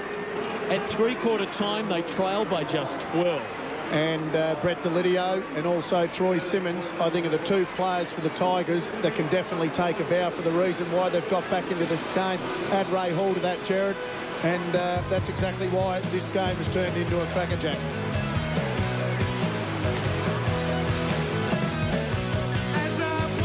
Years of age right now as Lekis delivers to Franklin, and he's off. Keep going, buddy. The freakish goal!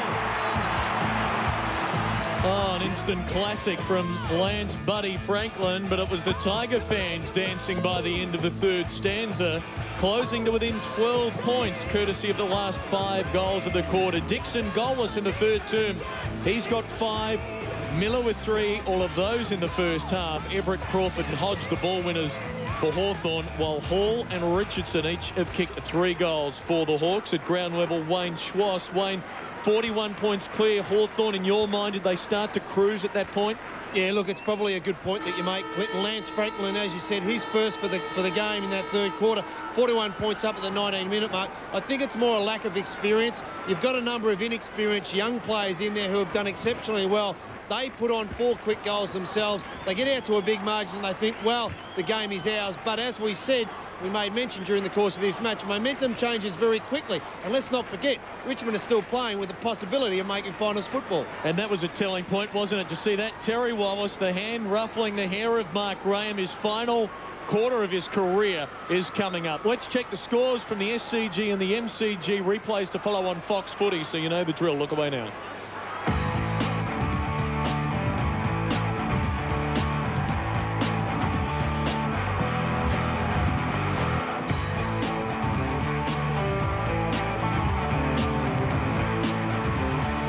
Here at the Telstra Dome, 12 points Hawthorn's lead heading into the final term. And there was an issue we picked up in the quarter. I've noticed a couple of times. Trent Crow today, he's leading up and he's often going for that chest mark, Wayne. And often you can take chest marks, but under pressure, particularly when you're on a fast close down backman, you've just got to go out with the outstretched hands. In particular, the value these days is for the umpires paying the chop arm free kick. Live and exclusive on Fox Footy Sunday from the Telstra Dome, a final quarter with still plenty to play for coming up. We'll get a second go for our digital subscribers. You can go active, take control. No other place can you do that than here on Fox Footy. 107-95. Centre takeaway important here. Tuck. Oh, that's smart play. Yeah, Hodge just caressing it to Vandenberg. Now Franklin and Moore. And support for the Tiger provided by Newman. That's a clever kick. Ray Hall, though, on an awkward bounce. The first game at Dawson is slipping himself into a good position. And Miller goes to Franklin. Crawford is running. Franklin turns him down, centres the ball. Lewis a chance. Tuck did well. Delidio's caught. Bowden hacks it clear. Crawford's in the way. Miller for number 4. What a start!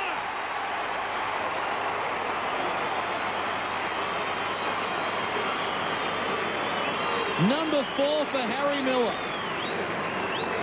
And that's one of those pockets that Harry Miller has kicked this goal from.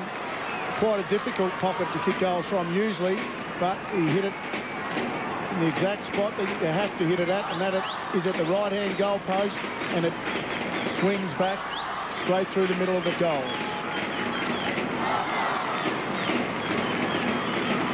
Shane Crawford getting on the end of a few balls in the forward line. He's actually playing in the back pocket. So it goes to show you how hard he works. The engine still running just fine at 30 years of age for the man who was captain up till last year. So a 3-goal buffer is restored as Clark runs onto it. Vandenberg heard the crowd rise as Hall closed in. Overrun by Bowden and Crowe. Good quick hand pass there by Pettifer to Bowden. Sizing up the options. Richardson the target. Strong hands, but he's too far out to score. Tambling on the break. Richardson in his direction. One, he's got it. Well, that was just a muck-up down there by a couple of players. Well, I thought when Richo took this mark and he went back for the ball and I saw Richard Tambling leave and the Hawthorn players surround him, I thought that's the wrong option. Definitely the wrong option, but somehow he got it. And he gets it. And the margin's back to 2 goals. All smiles for Tambling. It's meant to be the other way, isn't it? The little guys setting up the big fellas. Well, it's a great job anyway by the Tigers. I think Joel Bowden has been, as we said earlier, their best player. And I think Trent Crowe is almost better off taking him back, right back onto the goal line. If they're going to continue with him in the forward line, he's not having a great day, so get him right back down there. It's a good point you make. Crowe with 3 kicks for the day. Bowden 19 possessions providing the drive for the Tigers. Time to say, Trent, you're a decoy now. Yep, I reckon about row 4 of the second level would be about perfect.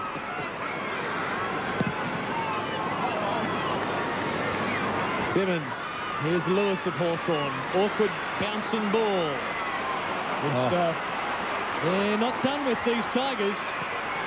Hall. Richo on the lead, short. He goes longer. Stafford and Simmons are there. Good options. Well, that's a good kick against Spider, I would have thought.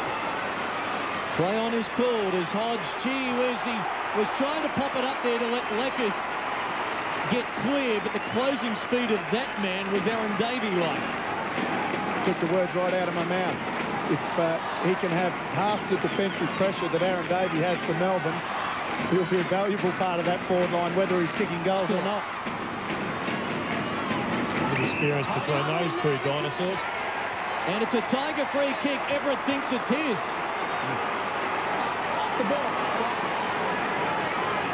He will now have to stand the mark.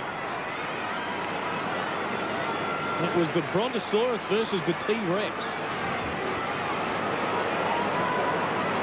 For life of me, I still can't work out what the free kick was for, but anyway. Well, Tuck's going to get the free, so maybe it wasn't the ruckman. Yeah, I thought that was Shane Tuck there. Accuracy his concern this year. 10 goals, 14. But cometh the hour. He hits the post. It was that close. And that's an awkward one for Dad watching on there. Does he barrack for the son to kick the goal, or let's think of the water? The Hawks going to 2 huddles again. One about 25 metres out, the other one in the centre of the ground. It's been a good tactic for the Hawks. It has. They've moved it fluently to half back here. Vandenberg, though, under some pressure. Pettifer with a wonderful chase. Leckis working in tight room. Somehow got clear. That's great movement, Hawthorn. Here's Brennan for Miller. The kick dies. Gee, Bowden, in hindsight, should have marked it. How costly, if at all? Might not be. Numbers for Richmond. Franklin in the way. Good stuff from Buddy Franklin. Besieged. Great contest, this. Still going. Good decision. Oh, the veterans now of Wayne Campbell. Delidio. Tambling got a kind bounce. Needs the shepherd. Osborne didn't give up on it. Richardson and Roughhead. Simmons is alone. Oh, this should be a Hawthorn mark to Hodge. Oh, but it was a good spoil from Coghlan. Hodge does brilliantly. Now Hay, and the Hawks can clear Crawford. It's all of a sudden a very quick game again. It is, and Ray Hall is absolutely on his feet. He's got to hang in there because Spider is doing the running. Hay delivers well. Ray Hall's got to get off the ground. He's gone. He's gone. Lewis long. Graham the spoil. Crowd a chance. Tight angle. Makes it a great goal.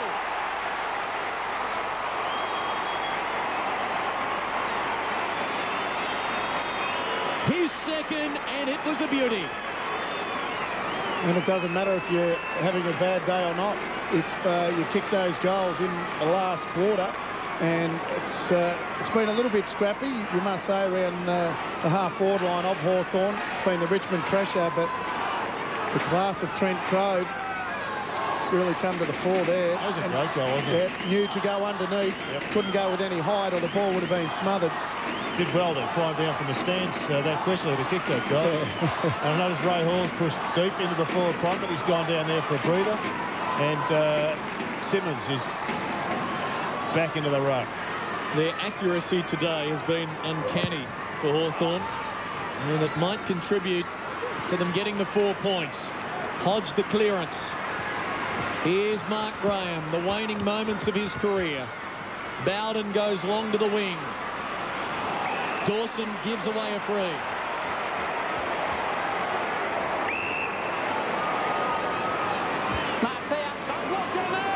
Right. And he's given it to Hall, and he's paid from the mark. First, he doesn't give away a 50. As Hall delivers to Richardson, beginning to get involved here, Richo. Tim Clark's gone on to Delidio. He's been there for some time trying to tag. Was Tambling pushed? No. Everett to Miller. Lekas running with him. Hardigan, the pursuit. Newman working. Miller, relentless. Now Young. Another of the first-year Hawks. To another. Great kick. Good kick. Set him up. Buddy Franklin was good enough. Held his ground. At the other end of the ground, Tiger fans felt that Tambling could have been impeded. No. And the end result will be Lance Franklin trying to extend Hawthorn's lead to 23 points. It was a beautiful kick coming into the forward line. It was to the open side of the ground.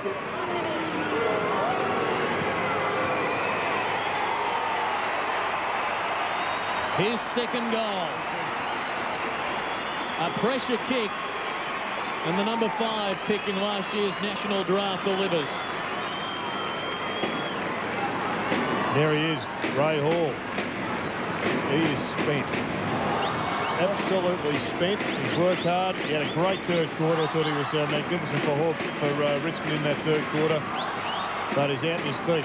They need someone else now to lift and do the similar work rate. Good goal here to Buddy Franklin. Terrific contest for the more than 30,000 that have turned out to the Dome this afternoon. Can they see one more Richmond fight back, or have the Hawks got enough in reserve? Hodge looking good. Into the forward pocket. Good pick up by Moore. The handball deflected over for a throw-in. He's competed hard more when he's gone on to Buddy Franklin. Buddy's kicked a couple of nice goals in the second half, but I've liked the way Moore's gone about his business. A lot to like about him in the future. Simmons for Bowden for Coghlan.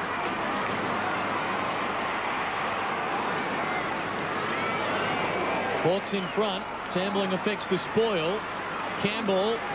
Here's a breakaway. Hardigan on the run. Tambling, question of accuracy. There's your result. 2 final quarter goals for the 18-year-old out of the Northern Territory keeps Richmond's faint September heart beating. I wasn't so sure about the kick coming into Tambling off half-back. He looked out of sorts. He let the Hawthorn player, as you can see there, get in front, but his recovery was a little bit better. Campbell, the experience of Campbell, that handball being in front. So a lot of those handballs just go behind. Enables young Tambling to get on the end of one. And I was watching him in the warm-up today, Jared, and all of his shots at goal were on the run, and he didn't miss one of them. He can play. He's a real talent. It's easy to forget. The 18. He's got a long way to go. Ball. Good spot. Nice cap. Spot. Cheers, Lee. Spider helps up his teammate as the clock ticks down.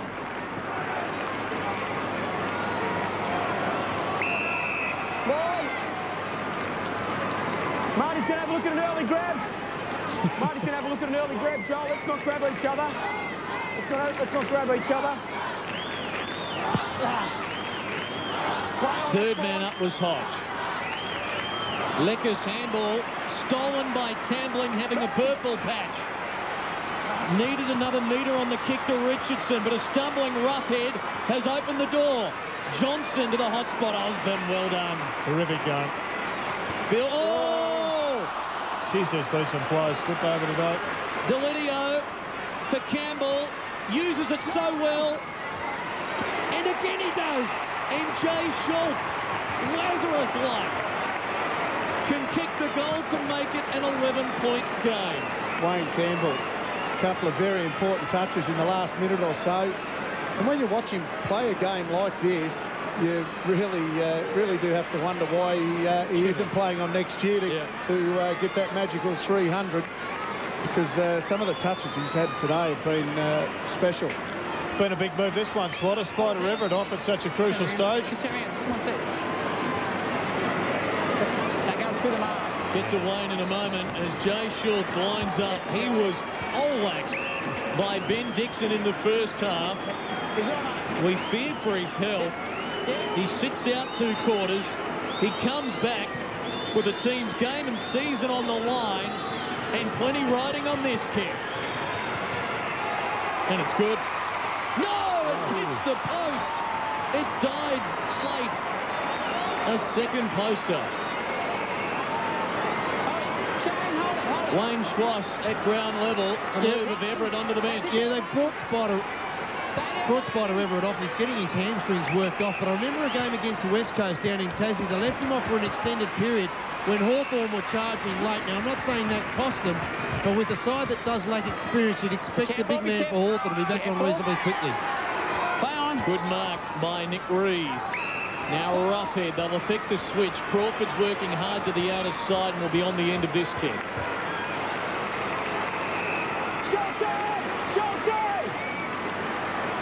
Roughhead up to 18 possessions from centre-half back, playing on Matthew Richardson. It's a pretty good effort. Charge of the Light Brigade here. Oh! He telegraphed it. Bowden can go deep. Richo's one-on-one. He should get it. And he does. Now, there's a great example of a player that knows what he's doing when he's got the ball. Joel Bowden, Richo didn't lead. Did not lead. Richo started to go back towards goal. I think even he was confused about what was going to happen. And what he did was he knew Richo had led back. He stopped, he propped. Bowden just put it to the space where Richo was. As you can see, didn't lead. Roughhead had no chance. They are wasting some chances here. 16-14, 30 scoring shots to 25. And once again, young Dawson has a crack at Richo for missing that one. Yeah. That's like, I get no respect. Giving Al Capone a dud check. You know there's going to be payback and it's going to be brutal. Crawford to the wing. Good kick. Young. Just let them off the hook a couple of times, the Tigers. Yep. But an interesting battle between Joel Smith and Kane Johnson. Kane Johnson's had a 12. Smith's had a 17. an interesting tussle. Mark Graham, good kick for Simmons. They're running out of chances, the Tigers. Heaps of time to go, but they're not kicking straight down there. Hodge just put his body on the line against a couple of Tigers, and he wins out. Taylor to Loney. Loose men at half forward. Crode will take it. Can run on. Will he go for it? Chooses to pass off.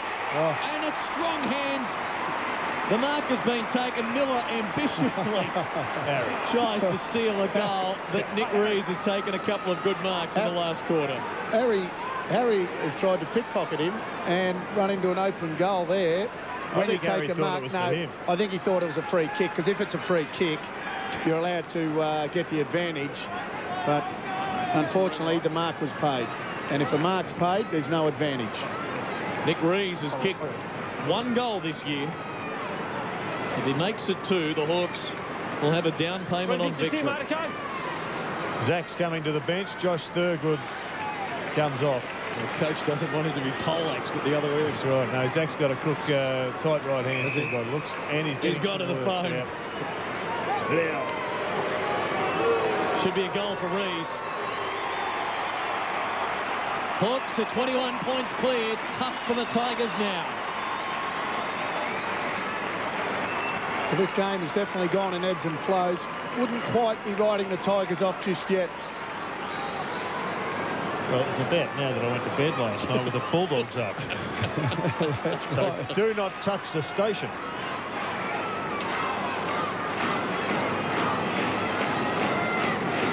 You'll have to tune into the winners tonight, Jared, to see the highlights of how Melbourne's amazing comeback unfolded. 21 points, 8 minutes 20 to go. That's the contract for the Tigers, if they are to just try and keep it alive for 1 more week. Yeah, Hodge has been terrific. 23 possessions, 10 of them contested ball 1, 7 clearances, chucking a goal. He's done it all. Mates got on to Hodge at 150 to 1 for the Brownlow midway in the season. He wants a cut if he gets up. Loney to Brennan. Couldn't mark. Graham now. Tuck. Bang. Oh, that's a thumper. Crawford. No mark. No marks. That kick had some carry-on. It was a torp well struck, and Campbell was so close to marking it. It's been close to a free kick as well. Pettifer wins 1. And Pettifer's kicked 2 straight today. Go through, mate. Got a great lift from Luke Hodge. Second half, he's had 15 possessions. He had just 9 in the first half. And wasn't really firing, even though the Hawks were. So I've got to pay the 3 Oz. Okay? Thanks, mate. Hawks have not been good in the close games this year. 1 and 6 in matches decided by 20 points or less. The win last week, their only close win for the year. If Pettifer kicks this, they might get jittery, but he can't. And you have to say, with goal kicking like this, they don't deserve it. Well, 16-15, they've had their opportunities to be a lot closer. Well, they've got Vandenberg just snuck off the boundary line. I didn't see. He couldn't believe it. It's a great interchange because Vandenberg came on and just walked around a metre inside the line. Rough head to half forward. Bowden's been good. Handball let him down. He follows it up. Tambling. Clever. Graham. Quick hands. Here's a chance. Free to Richmond. Advantage play on. Long ball to the full forward. Free kick, Simmons. Play on. You've got to play the ball, not the whistle. Oh, Richo recovers it. Oh, but missed Simmons with the hand pass. Schultz charging through. Oh, and he misses Simmons as well. He'll get another go, though, and he'll kick this one. Well, process of elimination, someone had to find Troy Simmons with the handball eventually, and it's 14 points the difference. It's not over yet. I think Troy Simmons might have got a little confused. Matty Richardson here thought he may have been going for the shot at goal. Wasn't expecting the handball. Wasn't great. But, yeah, there are a lot of missed handballs in this passage of play, but eventually kicks the goal, and she's not over. No, it isn't. A lot of the Hawks defenders went hands on hips. They're all tired. They're out on their feet. They've just got to hang on. And Richmond have just got to keep on keeping on because the game is opening up for them. 14 points. That's a bad bounce. So Tuck. Volleyball spikes it to half forward. Hall feeds it off. Tuck thinks about the handball. Into space. Schultz. Johnson. 2 in a row.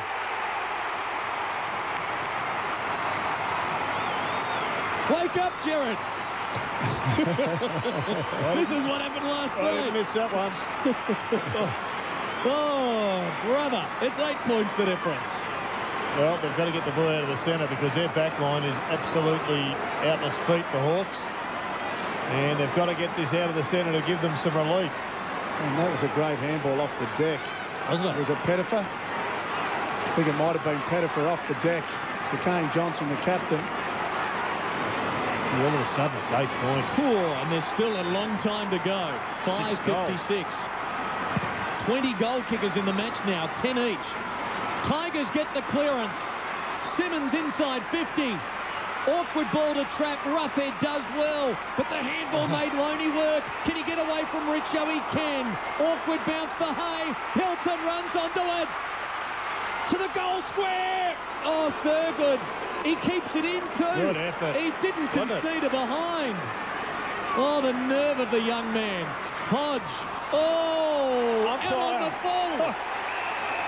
Tigers back in with a chance. The Lidio's going to pick up the footy. He's the best bloke, I think, to have it because he'll make the right decision. I know what the right decision is. Richo. Here he goes.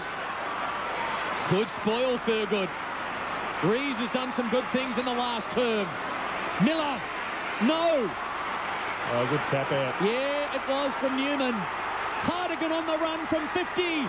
Goal square. Hodge saves the day. Smart play, Hodge. Under pressure, that was a brilliant... Clinton, you said before the game that Alistair Clarkson compares Hodge to Glenn Archer in the way he goes about his football. There's been 3 occasions. He's not similar to Glenn Archer in a lot of ways, but there's been 3 occasions that there are a lot of similarities. That was one of them. The courage and the boldness as Dawson in game 1 says to his 179 game teammate, get out of the way. Lewis. Touched ball. Wide legs. Mark Graham, final moments of his career. Caught. Loney. Unguarded goal square. A behind. If Hawthorn win, they lose the right to a priority pick. If Richmond win, they keep alive the finals hopes. It'll suit the Tigers that point. They're able to kick it out. Having said that, it's a slim finals hope at best, but it would keep it alive. Delidio to Simmons. Go to Richo, just put it in there. Pettifer to fly. Pettifer to Rove. And look in the goal square, Joel Bowden was saying, what about me? We've got Trent Crowe at centre-half forward at one end and Joel Bowden at centre-half forward at the other. Although I don't think that Bowden is playing on Trent Crowe. No, he's not. It's Mark Graham on Crowe, so they've pushed Bowden up into the middle. Roughhead. Bowden's coming back to Crowe now. And Crawford's peeled off and he's going to beat Campbell in the foot race. Yeah, he is. They've just covered for him. And now Dawson, the first game. What are your nerves like, young man? Pretty good. Clark. Oh, the ball won't come back to him. Gasper the spoil. Bowden the crumbs. Newman receives. Goes to Tuck. Tigers away. Richo at centre-half forward. Was he pushed? Was he pushed? No! Tough job, umpire. Vandenberg marks on the wing. Won't say a word. Will the ball stay in? No. Throw it in and let's have a look to see whether or not Richo was indeed given a nudge that should have been deserving of a free. Is that 2 movements? Is that 2 movements? That gets paid. It's a question of how much Richo helped him out. There's certainly a push out. Okay, maybe Richo over-accentuated the push, but there was 2 movements, and that's what they're paying free kicks for. Oh, it's a good lesson to Richo. Here they go. Don't overcook it. Newman to the midfield. Hardigan with 3 minutes to go. 7 points down. On the lead, marking. He plays on Stafford. Richo! Richo!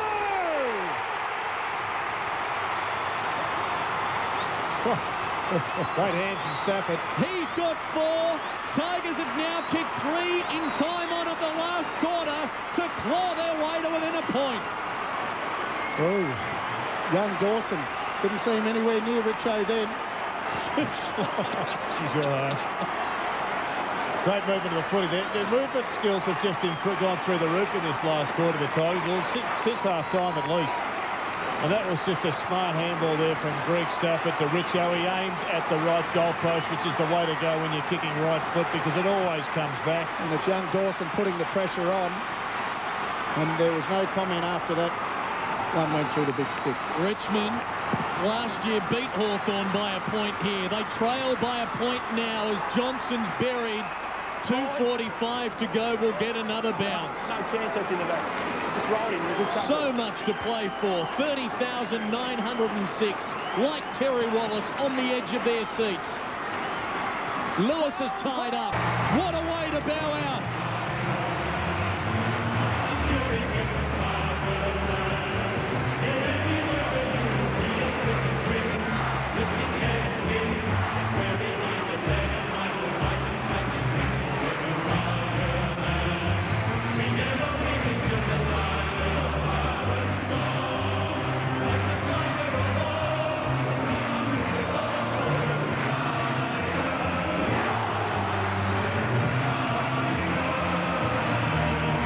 I guess that's why we play the games. No question about that. You love to play in those types of games when the scores are so close, and to get a victory in those sort of circumstances. Mark Graham, Wayne Campbell, the last time in front of his home crowd here. Great stuff for those two, but more importantly for the Tigers, what a great way to end. You said before, Clinton, and also Jared, mathematically, they're still in the race. Yep, that's all that counts now. They can go into tomorrow's rehab, etc., knowing they've still got a 15th of a chance to get there. I think it means that a few sides have to lose next week and they have to win by about 20 goals, but there's still a chance to make the finals. But that was just great reward for effort. It was really a victory that they brought. They just jumped out of the ground and snatched it, didn't they? Hawthorn always looked as if they had enough legs, enough run. And yet, in the end, their defence, I think, just lost their run. And any supporters that ring up Talkback Radio and say that clubs play for draft picks, watch this game. And that's a perfect example of how clubs treat these types of games. Just sensational scenes for the Tigers. Hawk fans disappointed in defeat. Mark Graham, a pat on the back from Terry Wallace, a hug as well. Angelo Lekis, another of his former teammates down there. Richmond kicked 4 goals in time on of the last quarter to pinch it. They were 41 down, time on of the 3rd quarter. That's the sort of stuff which you can build the platform for going ahead. Straight down to the field, Wayne Schwass with the man of the hour. Well, the man of the hour, cometh the man, cometh the hour. Mark, you look down and out. Hawthorn had all the momentum. Something special on a very important day for you yourself. Yeah, just the way the boys had a crack in that last quarter. Player put it to him, and he said, for God's sake, have a crack. If not for yourself, but, you know, I know you can't play for individuals, but he said, you know, he mentioned my name, and the boys ripped in, and to finish your career, I suppose, playing against your old club, 200 games, and now to be taken in with the Richmond faithful, and they are the Richmond faithful. It's just fantastic. I can't tell you how I feel. It's just fantastic. Well, we certainly get a bit of an indication. As you said, you played a lot of football, 95% of your football with Hawthorn, but there's a lot of feeling with this Richmond side you've played the majority of this year with. Yeah, it's been a pretty long, tough year. Plough certainly gave it to us over summer and worked us pretty hard, and You know, a couple of younger guys probably getting a little bit tired, but, you know, we've doubled our wins from last year. It's fantastic. So hopefully, you know, they're going to plant a seed for next year and the years beyond. Mark, it started way back in 1993, 243 AFL games of football. On behalf of everybody at Fox Footy Channel and the Footballing public, thank you and congratulations. All the best for the future. Thanks, Troy. Thanks, guys, and just, thanks. Well done to Mark Graham. If you can't bow out in a finals victory, is there a better way to go than this? And the Hawk players, what a sign of respect that is. All class from the Hawthorn 22 to acknowledge a former clubman, and he grabs son Thomas, and, well, he'll be grabbed himself. It takes a couple of tough Tigers and Peter for even putting Thomas on his back. Scenes that will stay with Mark Graham forever. Said he had cousins coming out of the woodwork this week. Had to find 70 tickets for the match today, but he's glad he found them right now, and he will enjoy this, and let's hope it'll stay with him forever. I already had somebody ringing in that Billy Graham actually went through. 70 tickets. That is a great sign of respect by the Hawthorn players. Yeah. And look, a lot of people were critical of Mark Graham, saying once it was of the opinion that he shouldn't be playing at Hawthorn any longer, a lot of people were critical and said that, you know, he should hang them up. All credit to him to go to the Tigers and finish off on his own terms, and what a great mark of respect from both clubs. Outstanding victory by the Tigers. It's going to do the Hawks the world of good next season, this result. It's going to hurt like hell right now. They're jogging off as a group. And they'll take plenty out of it, but they'll take a hell of a lot of hurt and pain. Here's the reaction. Look at that. Tell me Terry Wallace isn't excited by what's happened. That's when the siren sounded. The 5-game losing run has ended.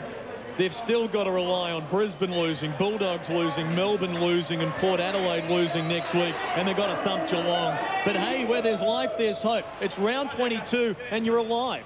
And that was a long way gone last year. We're going to leave most of our viewers at the end of the song. For our digital subscribers, press red, stay with us. All the reaction coming up after the Tigers sing the song. A come from behind win, and it was a beauty.